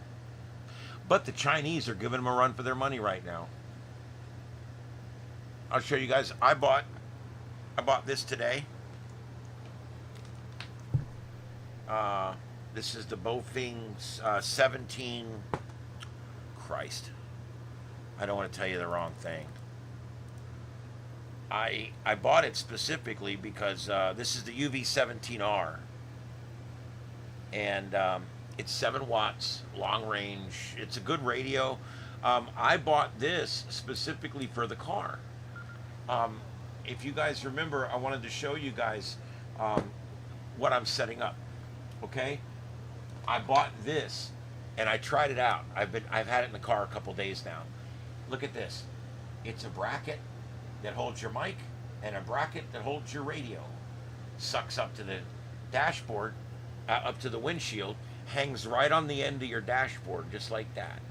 I put mine over on the left side by the A post, and I stick it on there and I hook it, and then the radio goes in there like that. And then your mic plugs into the radio. There you go. What a neat thing. And you're probably thinking, that's cool, but yeah, I don't know if I can afford that. You can afford this. How much do you think? Brand new. It receives 7 bands. It transmits on 2. 7 watts, 1,000 channels. Field programmable by the front and programmable on chirp. I've already blown 1,000 channels in here. Delivered to my house, Amazon Prime, $17. $17. It comes with the antenna. It comes with an earpiece with the transmitter button and all that. It comes with the charge. It's amazing. And this little mic just plugs right into this little spot here on the side, and see that? It plugs in like that. And what I'm going to do is I'm going to take this little plastic thing off because I'm going to be using it in my car. And then that goes right on there. And you can talk on it and then just hang it back up. It's a mobile radio. Now, charging. I got to charge it. How do I charge it? Well, it's USB-C. Has a USB-C connector on the back, and it charges the battery while you're using it. So what you do is you plug it in your car and just leave it plugged in, and then when you start your car, it charges the battery. Now, is it going to work on your dashboard with a big wire sticking out the back? Ooh, that's a problem. Is it going to work? Is it going to work like this in this configuration? In my car, it won't. This wire gets in the way. See? Well, that's easily fixed. I bought 4 of these for $5. Plugs right into here. USB-C. Plugs into the USB-C charger. And then the charger plugs into the bottom, and now it fits perfectly along my dashboard. Isn't that cool? So now, all hooked up, all plugged in, ready to go. That now goes on there, and now it's a complete system. And this comes off, and I got an antenna on the trunk. And we take this off. I got an adapter that goes on there, an SMA to PL239 adapter that goes on there, and then my antenna hooks right up to it. And if the antenna is too high, the wire's too high, you can buy a 90 to go on top of the radio so that the antenna goes off in a better direction. The bracket was $10. The mic is $10. The radio is $17. So this entire thing cost me under $40. And I can talk on UHF and VHF, and I can receive aircraft band, NOAA weather radio. I can transmit and receive on FRS, GMRS, MERS, ham radio, and it also receives on 220. It receives a bunch of different bands beyond what you can talk on. And it stores 1,000 channels and easily programs in your computer. So, I mean, I would have this even if I wasn't a ham radio guy, because this is something you can just literally throw in your car and you've got whatever. Some places you can program your fire department, police department in here. I wouldn't try talking to them. Other places, it's just nice to have the GMRS. If you got a GMRS license, they're $35, no test. Take your license, and now you can have this in your car, and you can have another one, and you can give it to the old lady when she goes take a walk. But I just think I was very impressed by this little setup, and so you take this wire and bring it around back like that, and now it's perfect. You just lift it up and you can talk on it, and then you hang it up, and this is the speaker also, so that way it's facing you. It's right there on the dashboard, and it's all just hooked up. So there you go, a 90-degree piece for the back, the bracket, the radio, and the mic, under $50, well under $50. And I had this in my car earlier. I just got the radio this afternoon. I had this radio hanging on it, and it's way too heavy. You don't want to put a UV25 on here. That's why I bought this 17R, because this 17 weighs about a third of what this thing was dragging it down. It was like this. This thing here, this works much better. I can tighten this bracket up, and it holds it, and it's a great little setup. So I wanted to show you guys that. I'm going to put that in my car tomorrow. It's going to become a permanent part of my car. Under $50, yeah. You can actually, if you're careful, you can probably do it for about $40.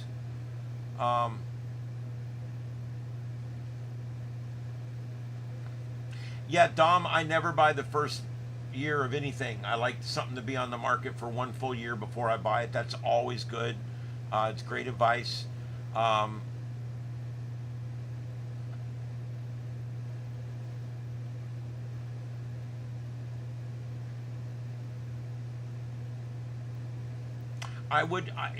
can't review radios I can't afford to buy. This one here, I bought it, $17.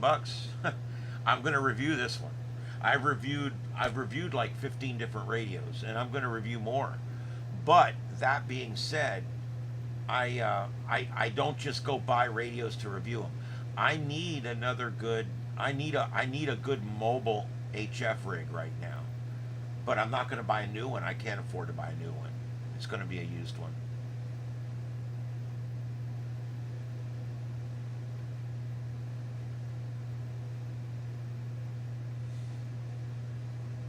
Yep. You know, I suggest everybody gets a GMRS license, and that way, when you and your friend are going to go do something, you hand him one of your radios, and you guys go do it, and you're 100% legal.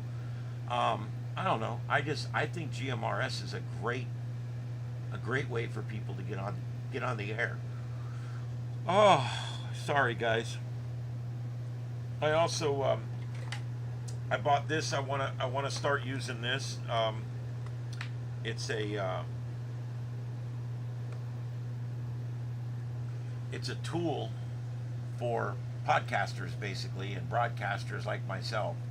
That it has hotkeys. You can press buttons and it plays sounds and stuff like that. It also has all your readouts. I have bass, treble controllers for different things, echo effect and volume. It does a lot of different things, a lot of really cool things, some of which I don't even really need. And the only problem is there's no XLR plugs, so you have to use an adapter. And so you plug your adapter in like that, and then you have to plug your XLR in. The only problem is I bought the wrong one. This is a male, and I need a female. Wonderful. So I've ordered another one of those. They're like $5, no big deal. And this one will go in my parts box. I don't know if I've ever showed you guys this. I'm not all that organized, but when it comes to this stuff, I'm pretty organized. I actually I bought this. This is for craft people. I bought this at, what do they call that place? Hobby Lobby. One of those Hobby World, Hobby Lobby. I went in there and they had these on sale for like really cheap. And it's a little thin. I would have preferred it to be a little more like a toolbox, a little more rugged. But this has worked. Everything. I haven't broke any of it yet. So every single one of these is a container that contains a certain equipment. And each one is a different kind of equipment. This is all audio equipment. These are all 1/4 inch, 1/8 inch, 16th inch, all the adapters, splitters, sound cards. That's all sound equipment in there. And you can go down through each one. This one is USB A and B charging cables. This is couplers and camera parts. An empty one. This one's going to end up being all the extra LED lights when I do my car, probably. Cable connectors, that's all for Cablevision type cable. This is just LED parts. These are all LED parts for doing LED projects, like 50 different kinds of LEDs in here. And I just like to have that stuff. And then this is another one. All the green ones are audio, by the way. This is another one. It's just audio cables. Every kind of audio cable. Phono to 1/4, phono to 1/8, phono to whatever, 1/2 inch, whatever. I even have ones that you can hook up real quick and without soldering and things like that, and splitters and duplicators and all kinds of stuff in there. This is all large antenna connectors. That's all your different kinds of antenna connectors to go to flush mount stuff, all kinds of stuff.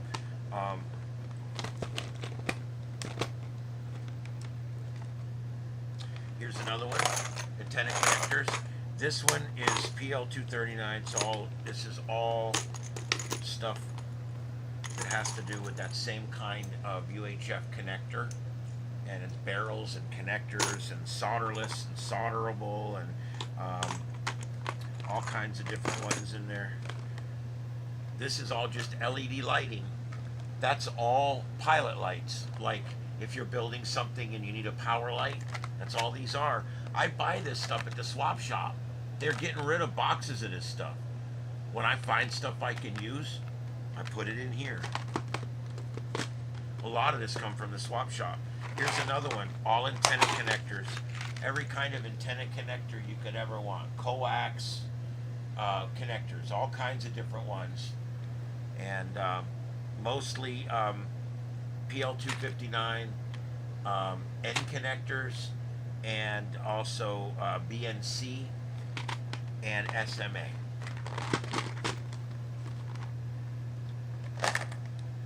This is all just specialty connectors for different kinds of radios, and also some Wi-Fi. This one here. This is all my SDR sharps and all my adapters for the phones and stuff. This is a Wi-Fi adapter and different kinds of adapters. Filters. There's 3 different SDR, RTL SDR sharps in here. and then all the little pigtails to hook them up to antennas. See, little pigtails. And so when I decide to do a project, I like to have everything already here. I don't buy any of this stuff new. This is all from the swap shop.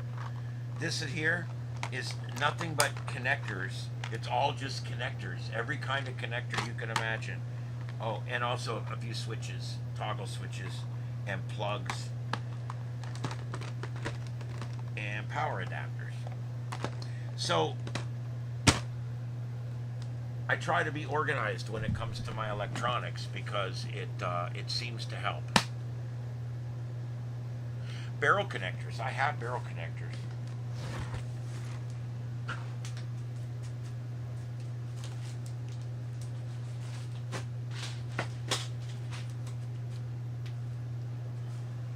Barrel connectors. I have every kind of fuse known to man. Micros, minis, normal ones. This is all just parts.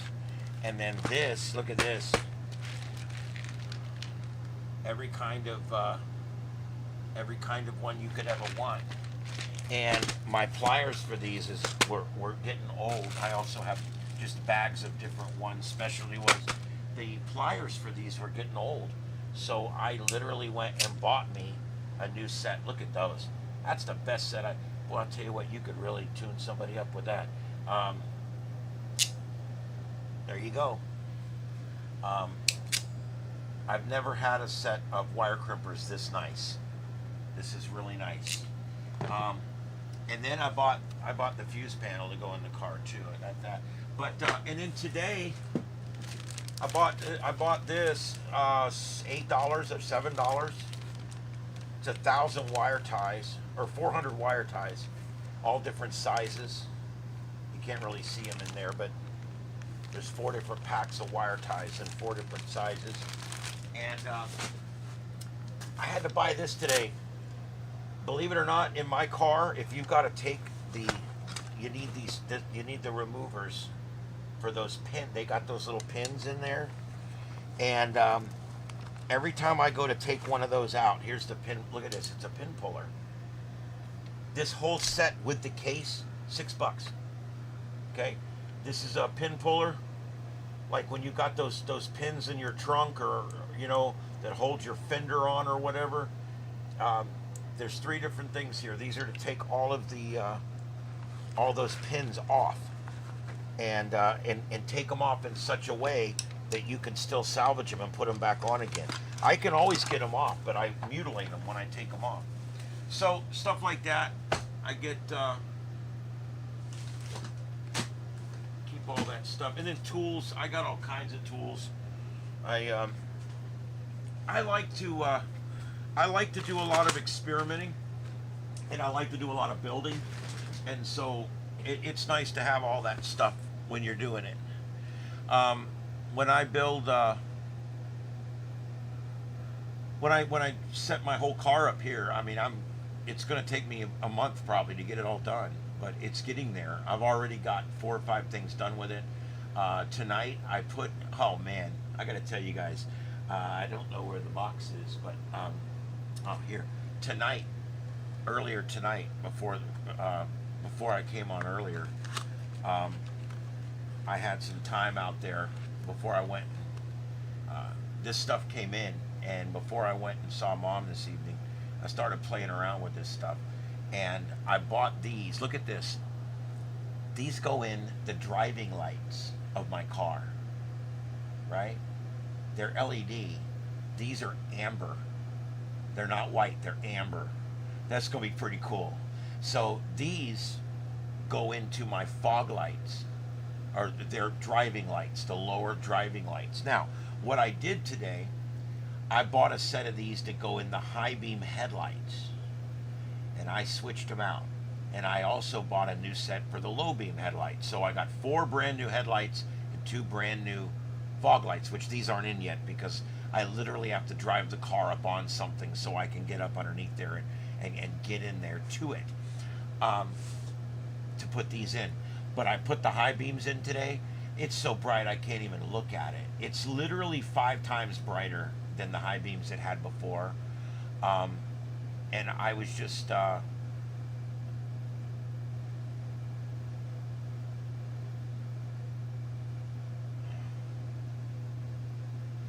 watch out for the OnlyFans button when you purchase tech. I'm not sure what that means, Victor.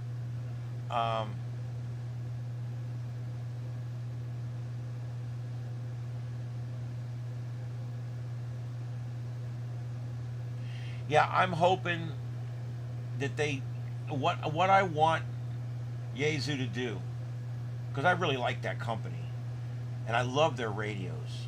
I love ICOM too, don't get me wrong. I want to see them build a $300 radio. Just build a $300 radio. All I need is 6 bands. I don't need all the fancy bullshit. I just need a simple radio. And then make it to where it'll hook up to my computer if I want to do more stuff. I'm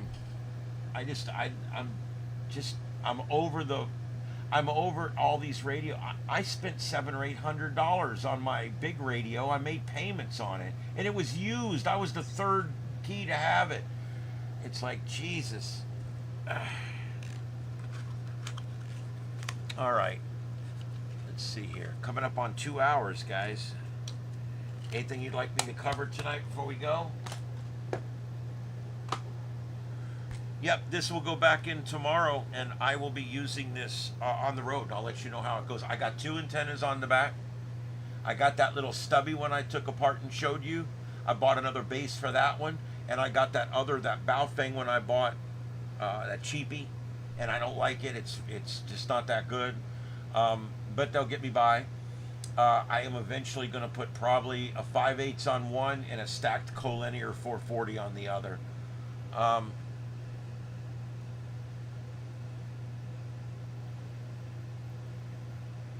Yes, the LED bayonets, I got to tell you, they're great. I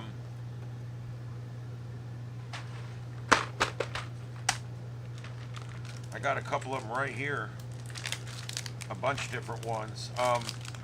When I buy these, you can buy 2 for $1 more. You can buy 12. So a lot of these, I bought a bunch of them because they're just, there's a bayonet type right there. You can see. And on the top, it actually has bulbs on the top and bulbs on all 4 sides. Look at that. These are replacing my reverse lights. They already have LED reverse lights. These are about 3 times brighter. So I got 2 of these specifically for the reverse lights. But for all of the map lights and courtesy lights and any other lights, I got these. They're bayonet. They're white. They are pretty bright. Look at that. And then front and rear brake tail turn, I put these in. These look nice in the tail lights. I haven't got the front ones in yet. These are these. The ones I put in the rear are like this, but they're red. This is amber. It makes the tail light look so much better. It's all like lit up, and it's beautiful. And you can see all the little spots. It's really cool. And I like them. They're about twice as bright as the regular bulbs. So I like that. These are going to be going in. These were the wrong headlights that were in my car. I believe they're the wrong headlight. I think they would work, except this big piece down here makes it to where the metal piece that holds it in won't hold it in. So the people had thrown them in there and just left them laying in there. And so the optics were completely off. So they would light up, like you could see they were on, but they didn't actually shine a beam out. And that's how I ended up buying a car that had no effective headlights at the time that I bought it. It does now. Got really nice high beams and really nice low beams. I'm impressed. And then I also got these. These are the yellow of those same type. And you can see they got the lights on the top and the lights on the side. And these are the other ones. These are the red ones I'm using. They're a little different. They just have basically the front and the back. But Oh, shit. I'm going to have to go find that one. And I need that too. I only have 2 left of those. Oh well, I'll have to find that tomorrow. It went way down back here somewhere. Oh, there it is. I found it. Okay. And so I basically replaced this with something that looks very similar to this. And it's orders of magnitude brighter. I also found that the guy that owned the car before me didn't know how to put the lights in and out. This thing here, he just completely broke off of one of the fixtures in the car. I'm dealing with that. I'm having to put, I got two lights that I have to actually rewire and put new sockets. I had to buy new sockets. Look at that. Isn't that bullshit? So, yeah.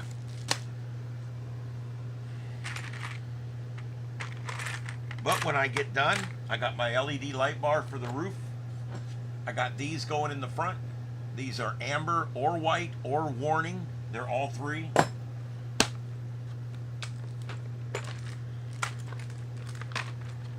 And the turn signals in the back got these. And let me tell you, these are bright.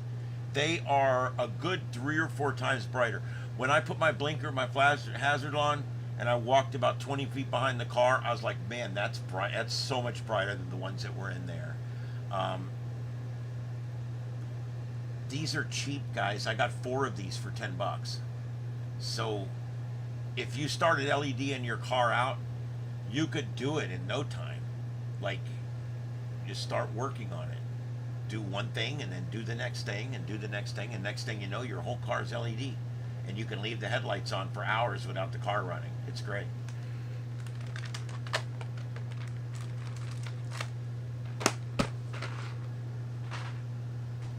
Okay. What else do we got?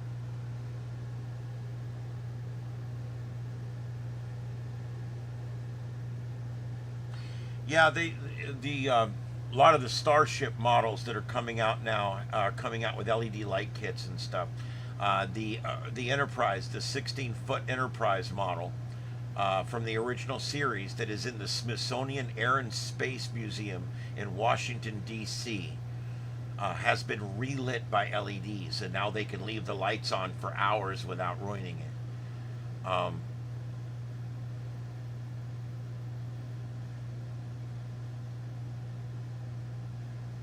Yeah.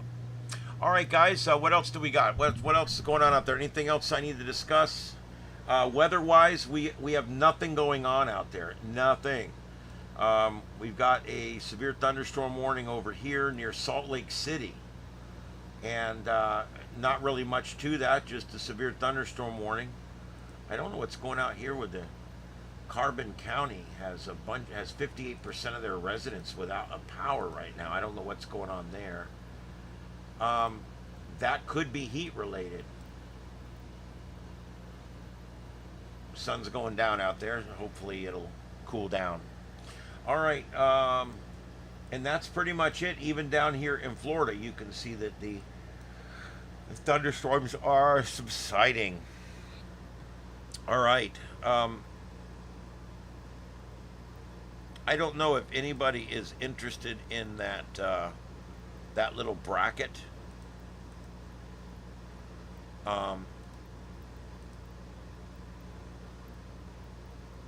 There we go. I'm going to stick it in here anyway. If anybody's interested in that bracket, this link will get you to it. And I don't get paid anything from any of these companies. I just, if I like their stuff, I tell you about it. If I don't like their stuff, I'll badmouth them right on the radio.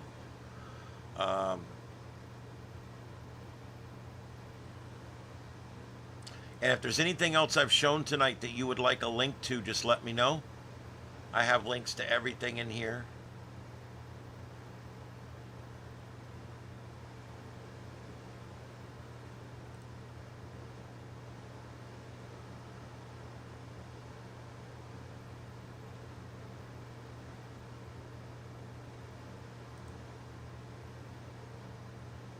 Oh, that Bofeng radio went from 17.99 to 18.99.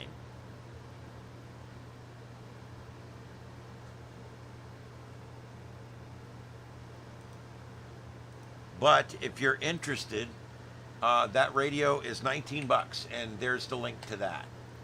Oops. I might have screwed that link up. Let me look at that.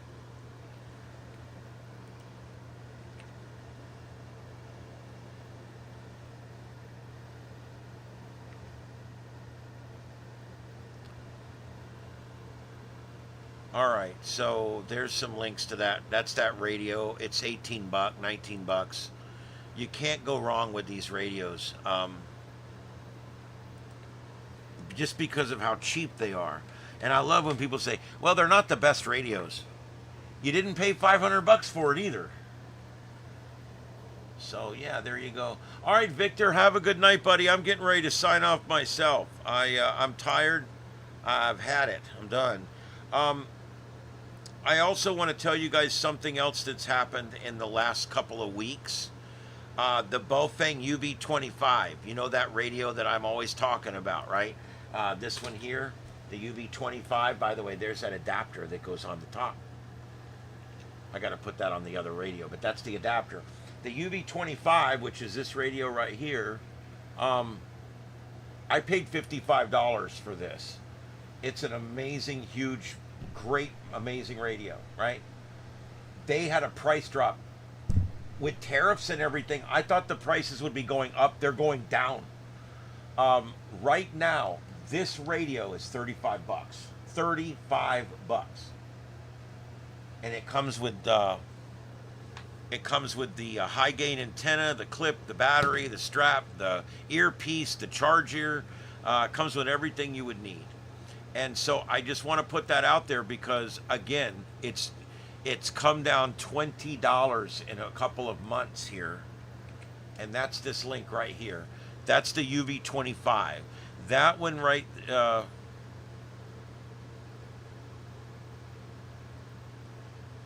yeah. And it puts out anywhere between 6 and 10 watts, depending on what band and where you're at. It's a great wattage. It also, that one there transmits on 3 bands and receives on 6 or 8 bands. So it's kind of amazing. Oh, you got the 17R. That's exactly what I got, the 17R. And I love it. I haven't even talked on it yet. I haven't even listened to anybody on it yet, but I love it. I'll put this back in my car in the morning, and I'm going to use this for a while. I'm also going to install a radio or 2 in my car, but I haven't figured out how I'm going to do it yet. So this is going to be my primary for a little while, hooked up to an external antenna. The biggest piece of advice I can give on this is the antenna. When it comes to radios, it's antenna, antenna, antenna, antenna, cable, radio. That's the order of importance. Antenna, antenna, antenna. In other words, if you've got a shit antenna, it don't matter what you hook up to it.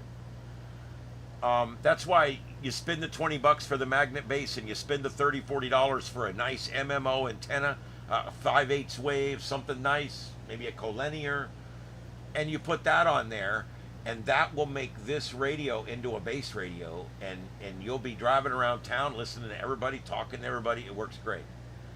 But if you put the little antenna on top and the little antenna's inside your car touching your windshield, forget it. Forget it. It's going to suck unless you're really close to something. So where people screw up with radios is antenna, antenna, antenna. You're going to put a radio at your house, run a wire out the window, and put it 3 feet above your roof. Just put a little pole out there and get you a little gain antenna, put it on there and stick it out there. And then when you bring it in the house, get the wire that has the SMA on one end and the 239 or whatever on the other end, so that you don't need any couplers or anything. Okay? And go straight from your antenna straight to your radio in the house. Put a little mic on it, and boom, It's going to work like a base radio, man. It's going to work great. I'm going to tell you.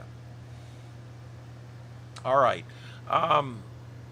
If anybody has any questions about anything, please get with me. I'd be glad to answer them.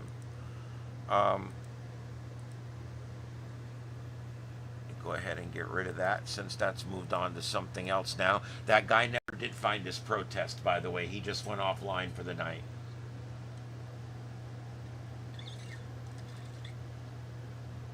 What radio was what? This is the 17R Bofeng UV17R. $18, $19. This is the UV25, the monster, the boss radio. And this one is gone from $55 down to $35 right now. And I just put the link in for that. So you've got the UV17R and the UV25 are the two radios we're talking about. And again, I don't talk a whole lot of radio on here, but yeah, what a great radio. Yeah, I just like to be able to listen when I'm driving around town, and it's a pain in the ass in the car. This should fix that problem, literally, because now the radio is going to be stable in one spot, and I can program it. I'm putting it over on the left side between the steering wheel and the door. It fits perfect on my dashboard right there. It's great. Yes, the UV25 is huge. This is a huge radio. I mean, look how big it is compared to my hands. It's a huge radio. And it is literally twice the size of its little brother here. They both do the same thing. This one does 220 band. You can transmit on it. Other than that, they basically have the same capabilities. This one can go up to 9 or 10 watts. This one can go up to 7 watts.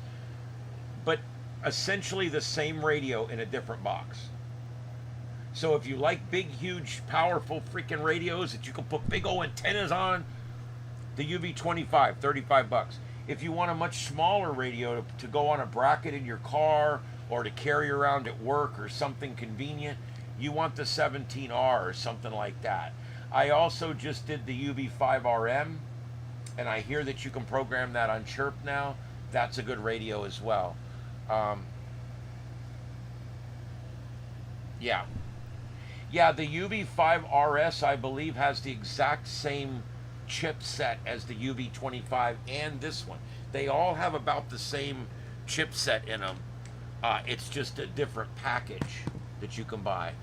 There's also a new one out now that Baofeng's come out with that mirrors a public safety looking radio, the new public safety radios.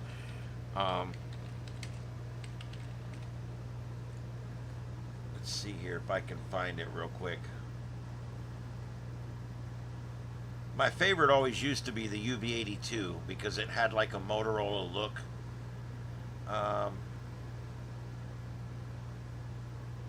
Yeah, here it is. I'll put this on the screen. This kind of mimics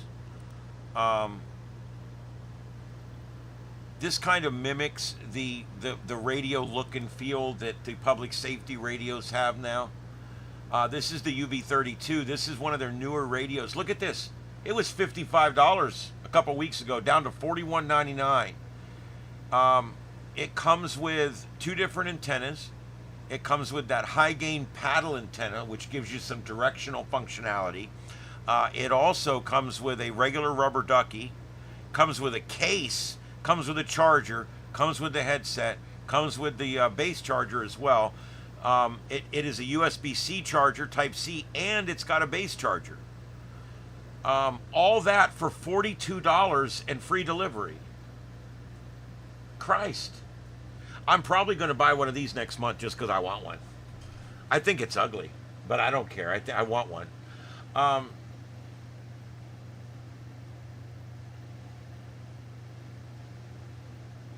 Yes, Radiodity radios are Bofeng radios. They're made in the same factory. Same programming, same everything. Yep. Yes, they are.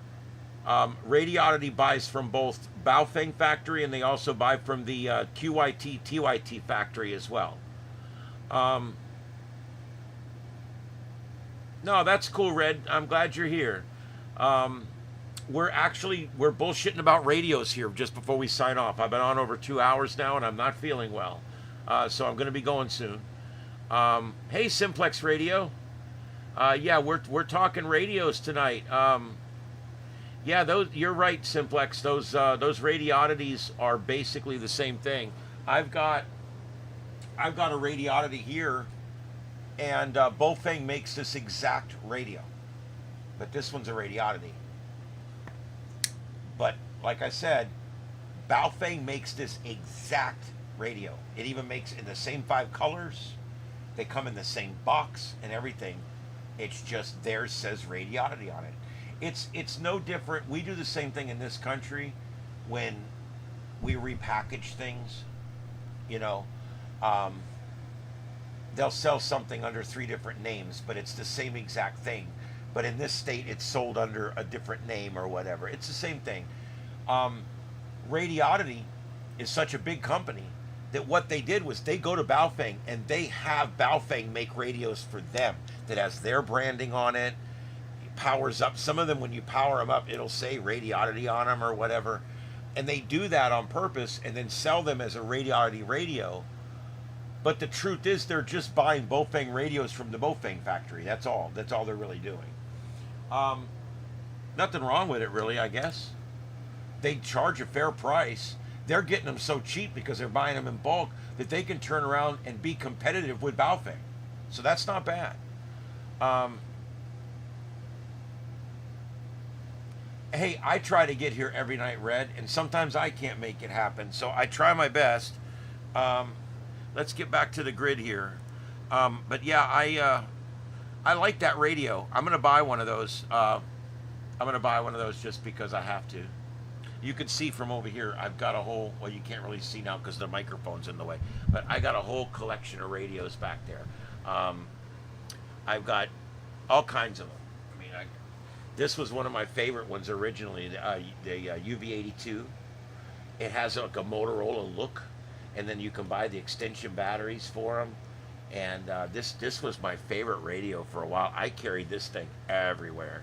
And this battery would last for days. It's old now. I don't know what it would do, but because it's like a tactical battery. But these UV82s were the exact same thing as the UV5R. It had the UV5R inside, but it had that nicer looking outside. Now, the other company that makes stuff over there is called TYT, and this is one they make. This has got the older style screen. But this radio here puts out 7 or 8 watts depending on where you're at. It puts out 6 watts on 70 centimeters.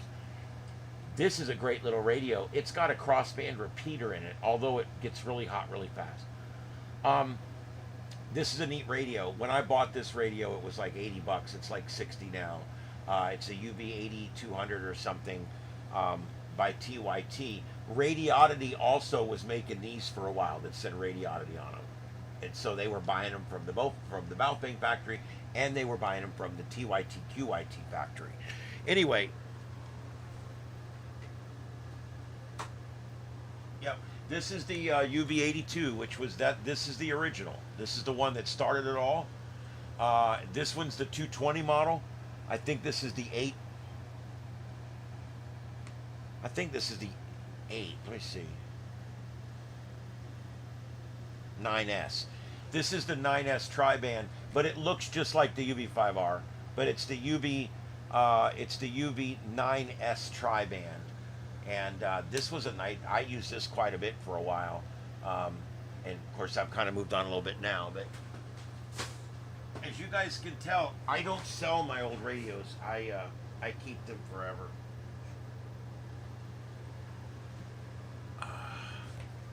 I keep them forever.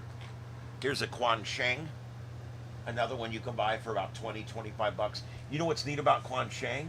Unlike Baofeng, it's open source. You can actually blow your own custom firmware in here.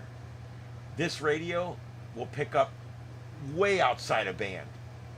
You can program this to pick up like 20 meters. It doesn't do it very well because of the filtering, but it will do it. It's kind of amazing the neat stuff that you can do with this. What link do you need? Just let me know. I'll be glad to put it in.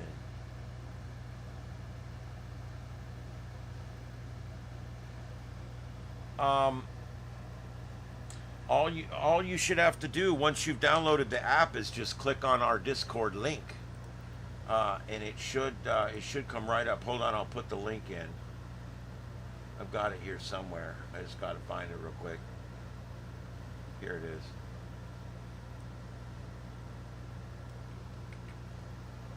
Yeah, here's the Discord. You should click on this and it should bring you right to our Discord server. And then from there, it's like a chat room. You can just leave a message on any of the topics that you want to leave a message on. Um,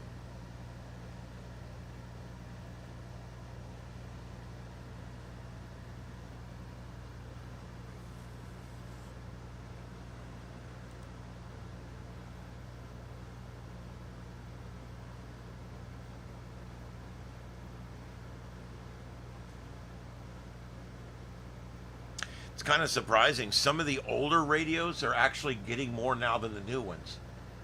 It's weird. Um, they got UV82s in here that they're charging more for than the newer radios. It's kind of weird. Um, oh wow, they got UV82s in hot yellow now.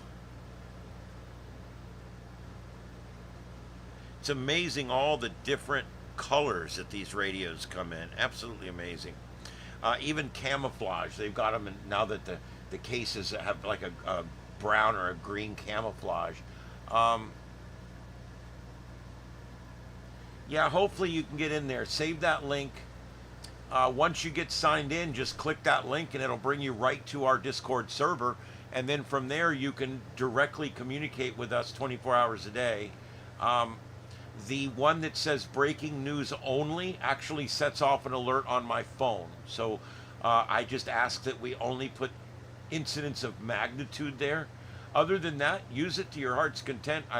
It's a free speech thing, and I'm hoping you guys enjoy it. All right. Any more questions on the radios and stuff, guys? I'm starting to really wind down here.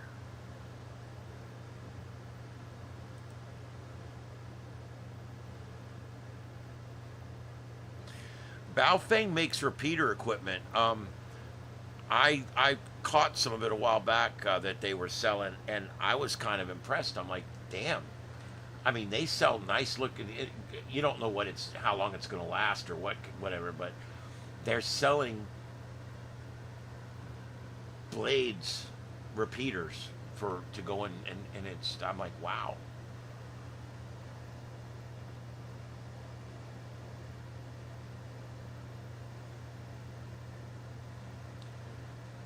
Yeah, I buy them in all different colors, but mostly red. I love red. This one, this one I bought at the swap shop for like $5. That's why it's green. Um, but most of my radios, I have one, two, three, four. I have four that are red, one that is green, and I think four or five that are black. Um, I prefer them in either red or black. I don't want blue, green, yellow. I don't want any of those colors. Um, yeah, if you make it camouflaged, I'll never find the damn thing. I mean, oh Lord.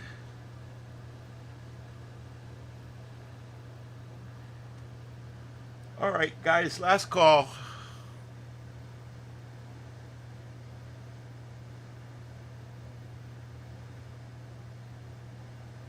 All right, last call. Is there anything else you guys want to bring up or look at real quick while we're still here? Any of these radios I showed you tonight, any of them will do GMRS. They'll do FRS. They're not supposed to, but you could still do it.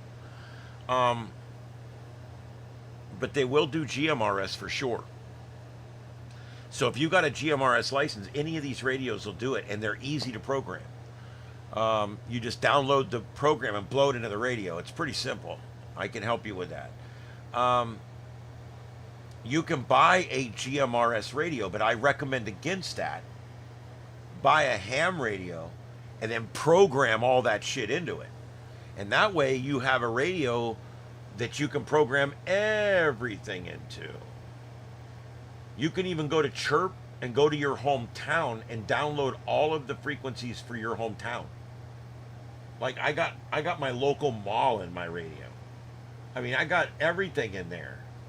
I got the power company, the school buses. I got everything in there.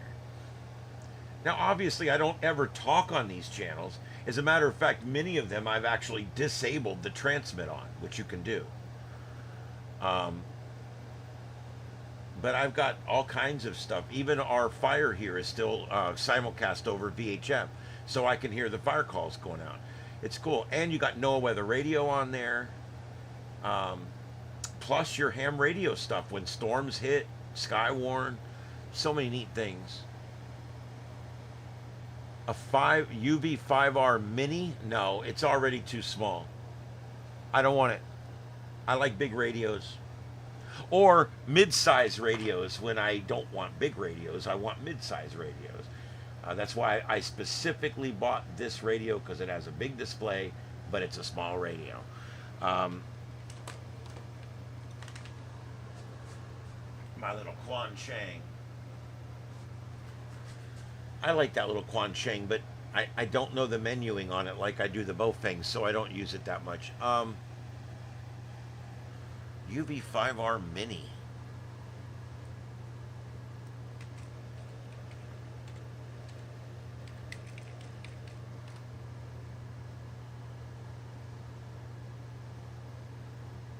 Holy shit.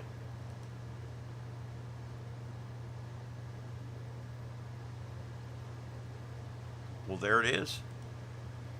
As we say in the business, well, by God.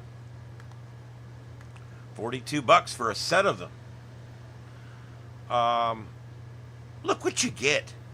I mean, look what you get for $43. Free shipping.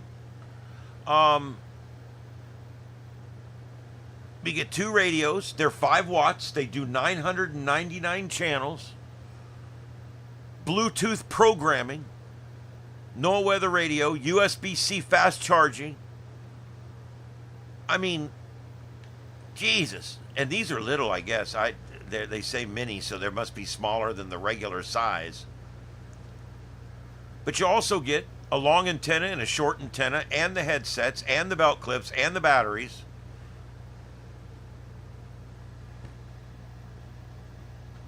And they wonder why the Chinese are giving the Japanese a run for their money. This is it right here.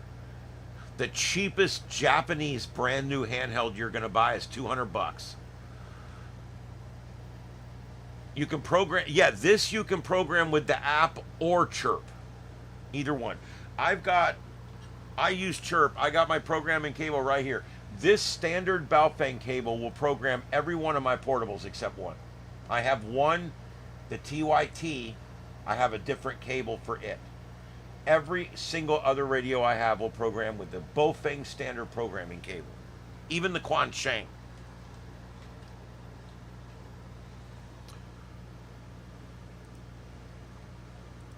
And I didn't realize you guys were not on screen. This is my standard Baofeng programming cable. It goes into the headphone plug on the side. And you plug that in there like that, and then you turn on Chirp, and you download the radio, you copy the channels in, you upload the radio, you're done. Don't ever blow the wrong code plug back into the radio. Yeah, all the Baofeng stuff now has 1,000 channels. Everything at $9.99. So that's a good thing. The original UV5Rs had 129 channels. And then some of my later UV82s had 200 channels. And then suddenly we're at 1,000 channels.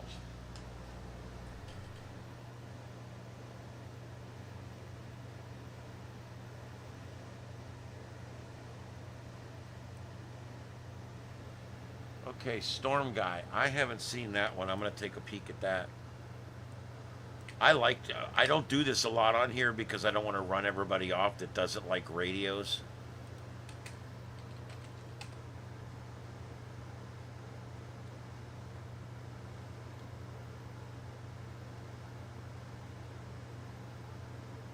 That doesn't come up.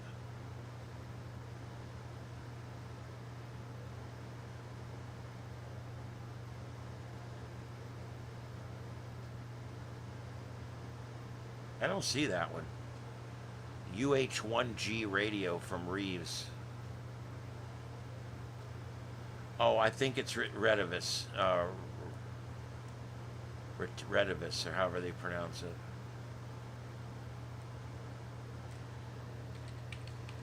Let me try that.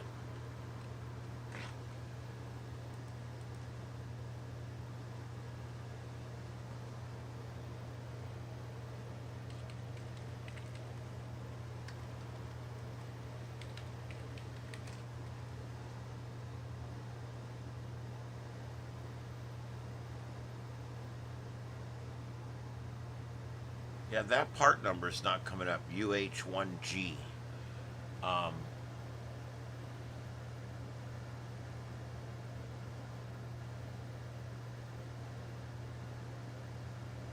yeah, I'm not sure. I'll figure it out. But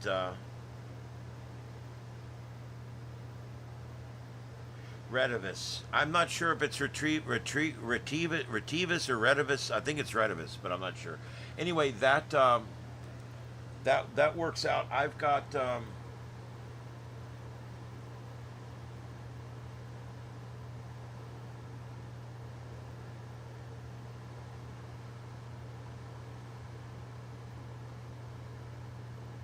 that's a different company that makes that one.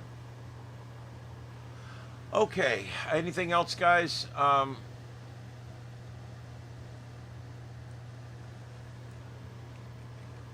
Yeah.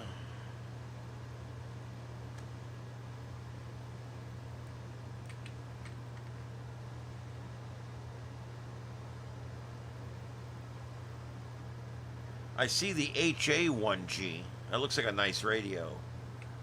Um,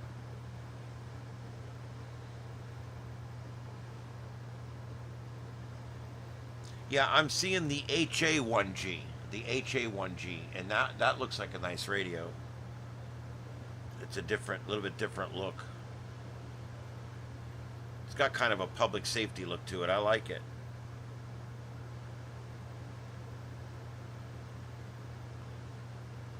There you go. I think that's the one we're talking about there.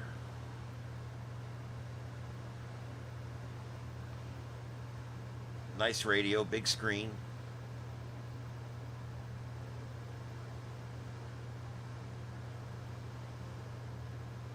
Not so bad. Okay, guys, anything else? Yeah, the HA1G, that's definitely going to be it. Let's see here. Yeah, it's not bad. $60. I mean, you know, that's not bad. It's probably a step up from a Baofeng. I don't know. I assume. Looks like a nice radio, but it's hard to judge a book by its cover. All right, guys, I'm gonna call it. Everybody, thank you for being here tonight. Um,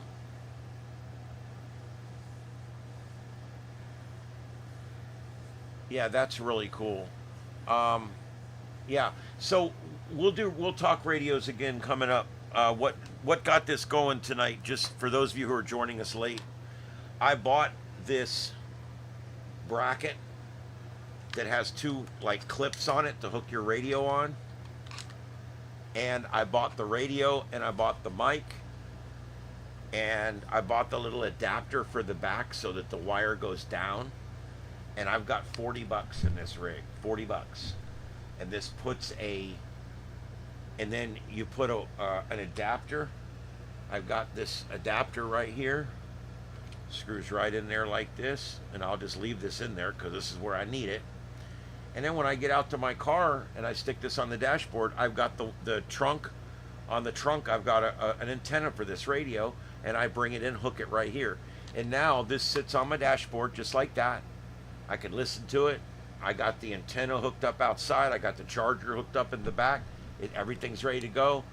and then just talk right on it, and you're all set to go. That's simple. And this whole rig's $40.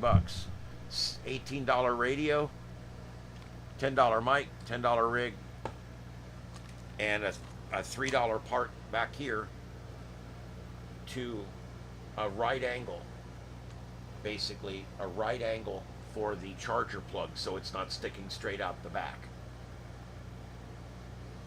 And that's it. I should sell those for $50. I mean, it's a neat little kit, and it puts a radio in your car.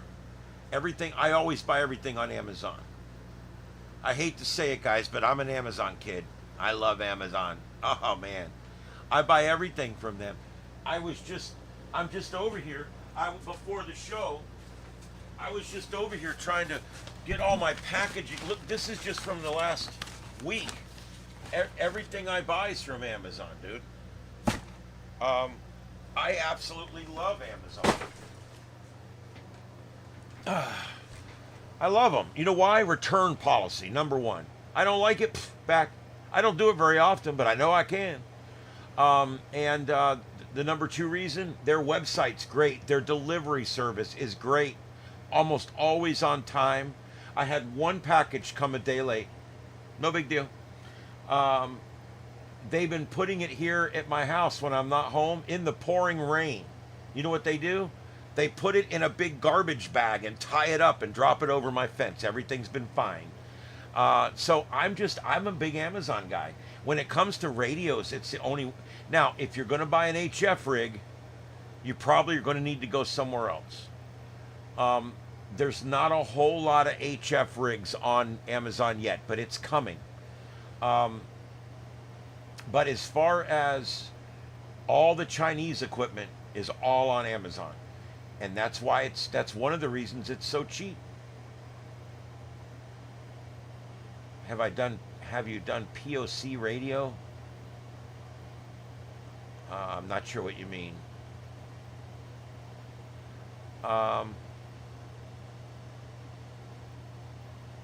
Yeah, if you need the links again, I can put them back in again. This just takes a second here. I just go to my previous orders and everything's right there.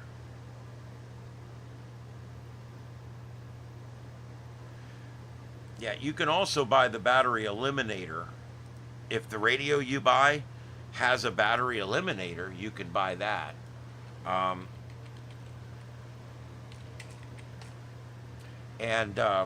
Instead of the little angle piece and all that, you could just buy the battery eliminator. You could do it however you want.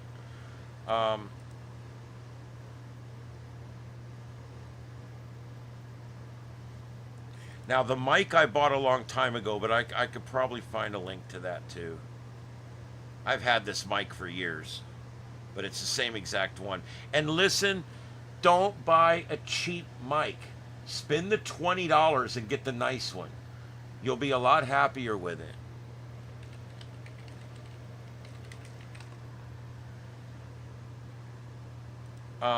The $10 mic is cheap, and the sound quality both ways is bad. $20 gets you more of a police style mic, and it's a much better mic. This one here is by B-Tech, but you can buy the exact same mic that has Baofeng on it or that has Radiodity on it.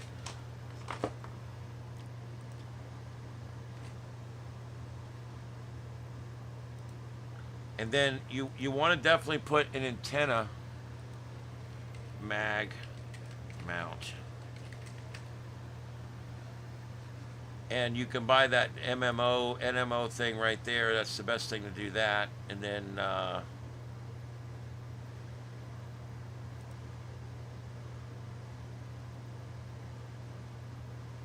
I'm not going to recommend that antenna because I didn't like it.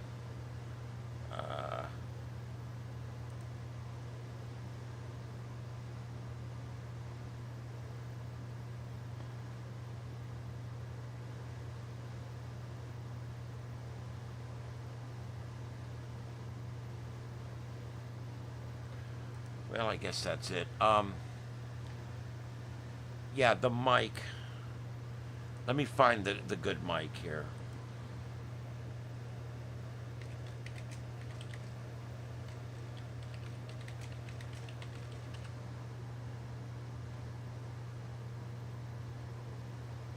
Now I want to show you guys the difference here. Look at this. See these two mics for 12 bucks? Those are garbage. They're garbage as shit. I got 3 or 4 of them. I'll give them to you. They're garbage. I bought radios before, and these come with them for free.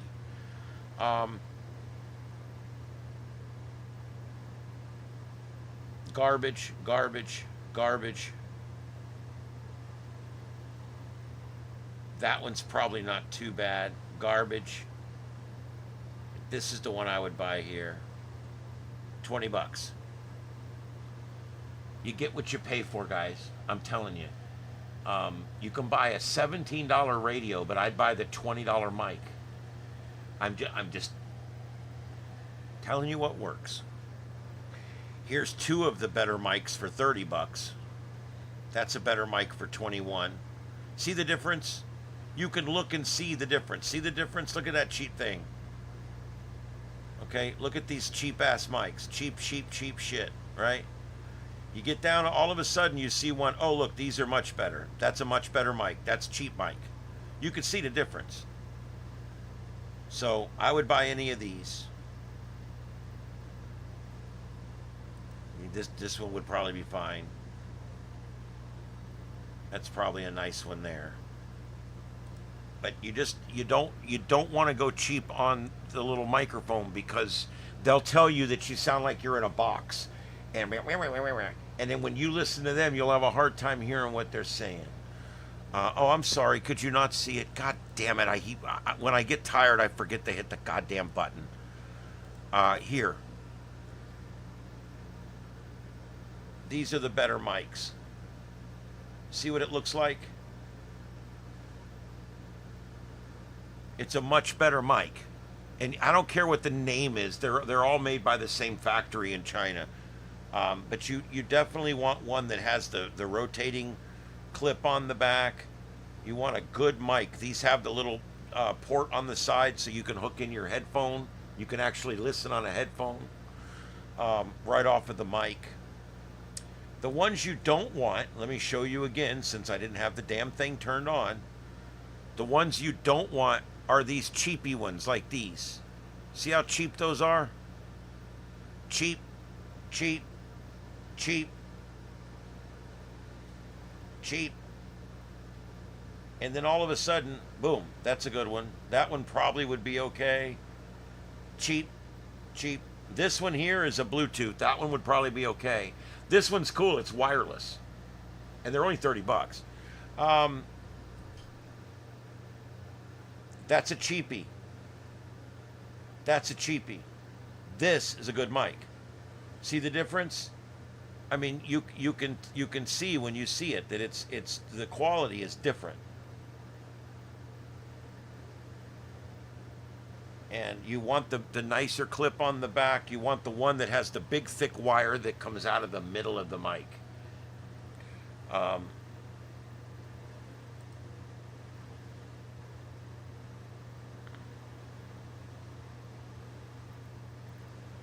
mean, I'll go ahead and put the link to this one in so you know where to start. You could probably find one a few dollars cheaper if you look around, but this would be the one I would go ahead and get.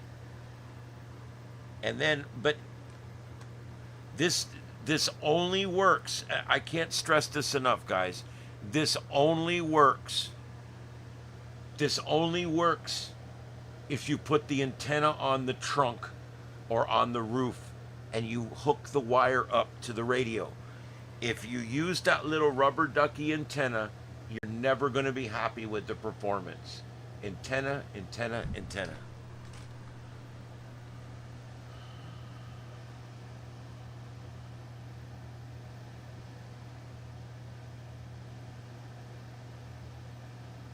You can upgrade the antenna. I'll be honest with you, those long ones that you see everybody carrying around, they're no better. I have better luck with what comes with the radio, the one that's paired with the radio. But the truth is, the handheld radio works great. The antenna's the problem. It's not grounded worth the shit. Why is that? Because you're the ground. Number two, rubber duckies just suck. You got a big old wave that's all compressed down into a spring that's this big. The garbage. Rubber ducky antennas always suck. That's why you got to be outside your car. You hold it like this.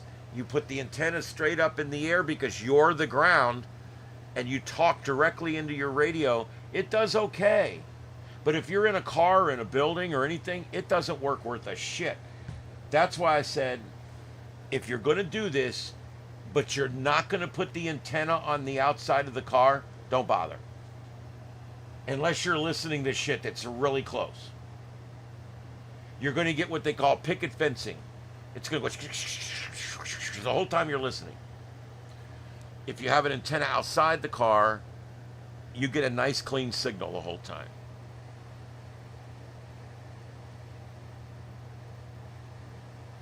Yeah, the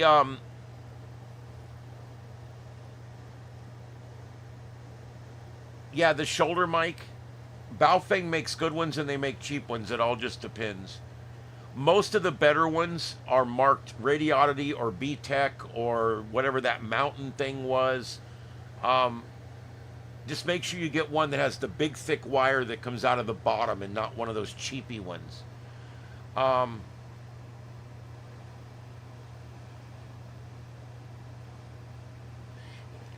not sure if it's a cheapie or not. If the wire comes out of one side of the bottom and there's like a little plug on the other side of the bottom, that's generally one of the cheapies. If it's got a larger, thicker wire that comes out of the middle on the bottom and then a side plug for the headphones, that's the better one. It's just that simple. You definitely want the better one because it makes a big difference on your audio quality. Both you listening and them hearing you on the other side. It affects both. But anyway, that's what you got there. That's the way to do it. Is get you a little radio and play with it. Figure out what you got. Do what you're gonna do. I think it's good to have a radio in your car, and don't buy this radio and then every time you get out of the car, take it out of the rack and take the antenna off and put the rubber ducky back on and unplug the plug. You'll wear it out. What you want to do is take this and just mount it in the car and leave it in the car. And buy you another one for 20 bucks. They're only 20, freaking radios are 20 bucks. So buy two of them. Put one in the car and use one out. I've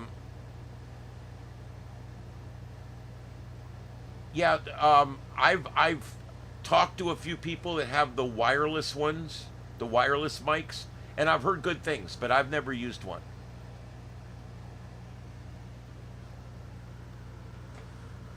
All right.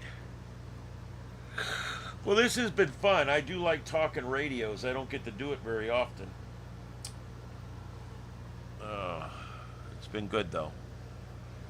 All right, guys. Anything else? Last call. I've been on 2 hours and 40 minutes. I want to thank the 167 of you that stopped in tonight. Thank you very much for being here. And I also want to let you know that I'll be on again tomorrow night. We do this every single night except Saturdays. And I'm going to continue working on the car. I've got the...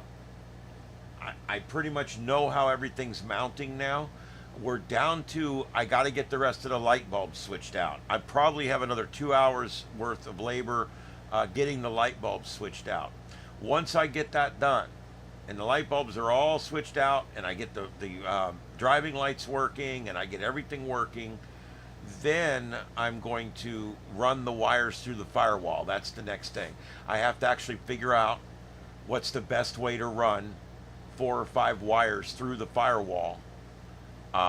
So that I can wire it directly to my battery using a fuse link, and so that's kind of what I gotta work on in the next week. Once I get the wires run, I get the battery all hooked up, I get the switch panel installed inside. We're cooking with gas. It's gonna be really nice.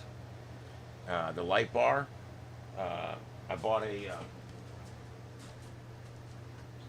For those that haven't seen it, I love this thing. I bought this light bar.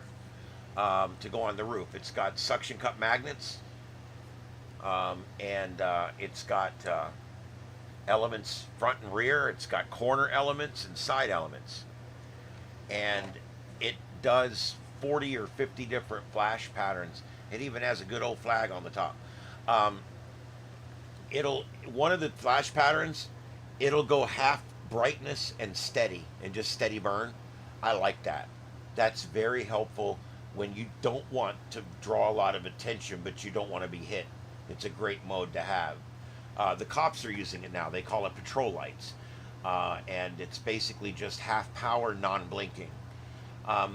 This one does the arrow thing.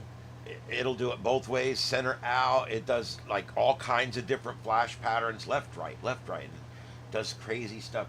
So this is going to sit in the back seat.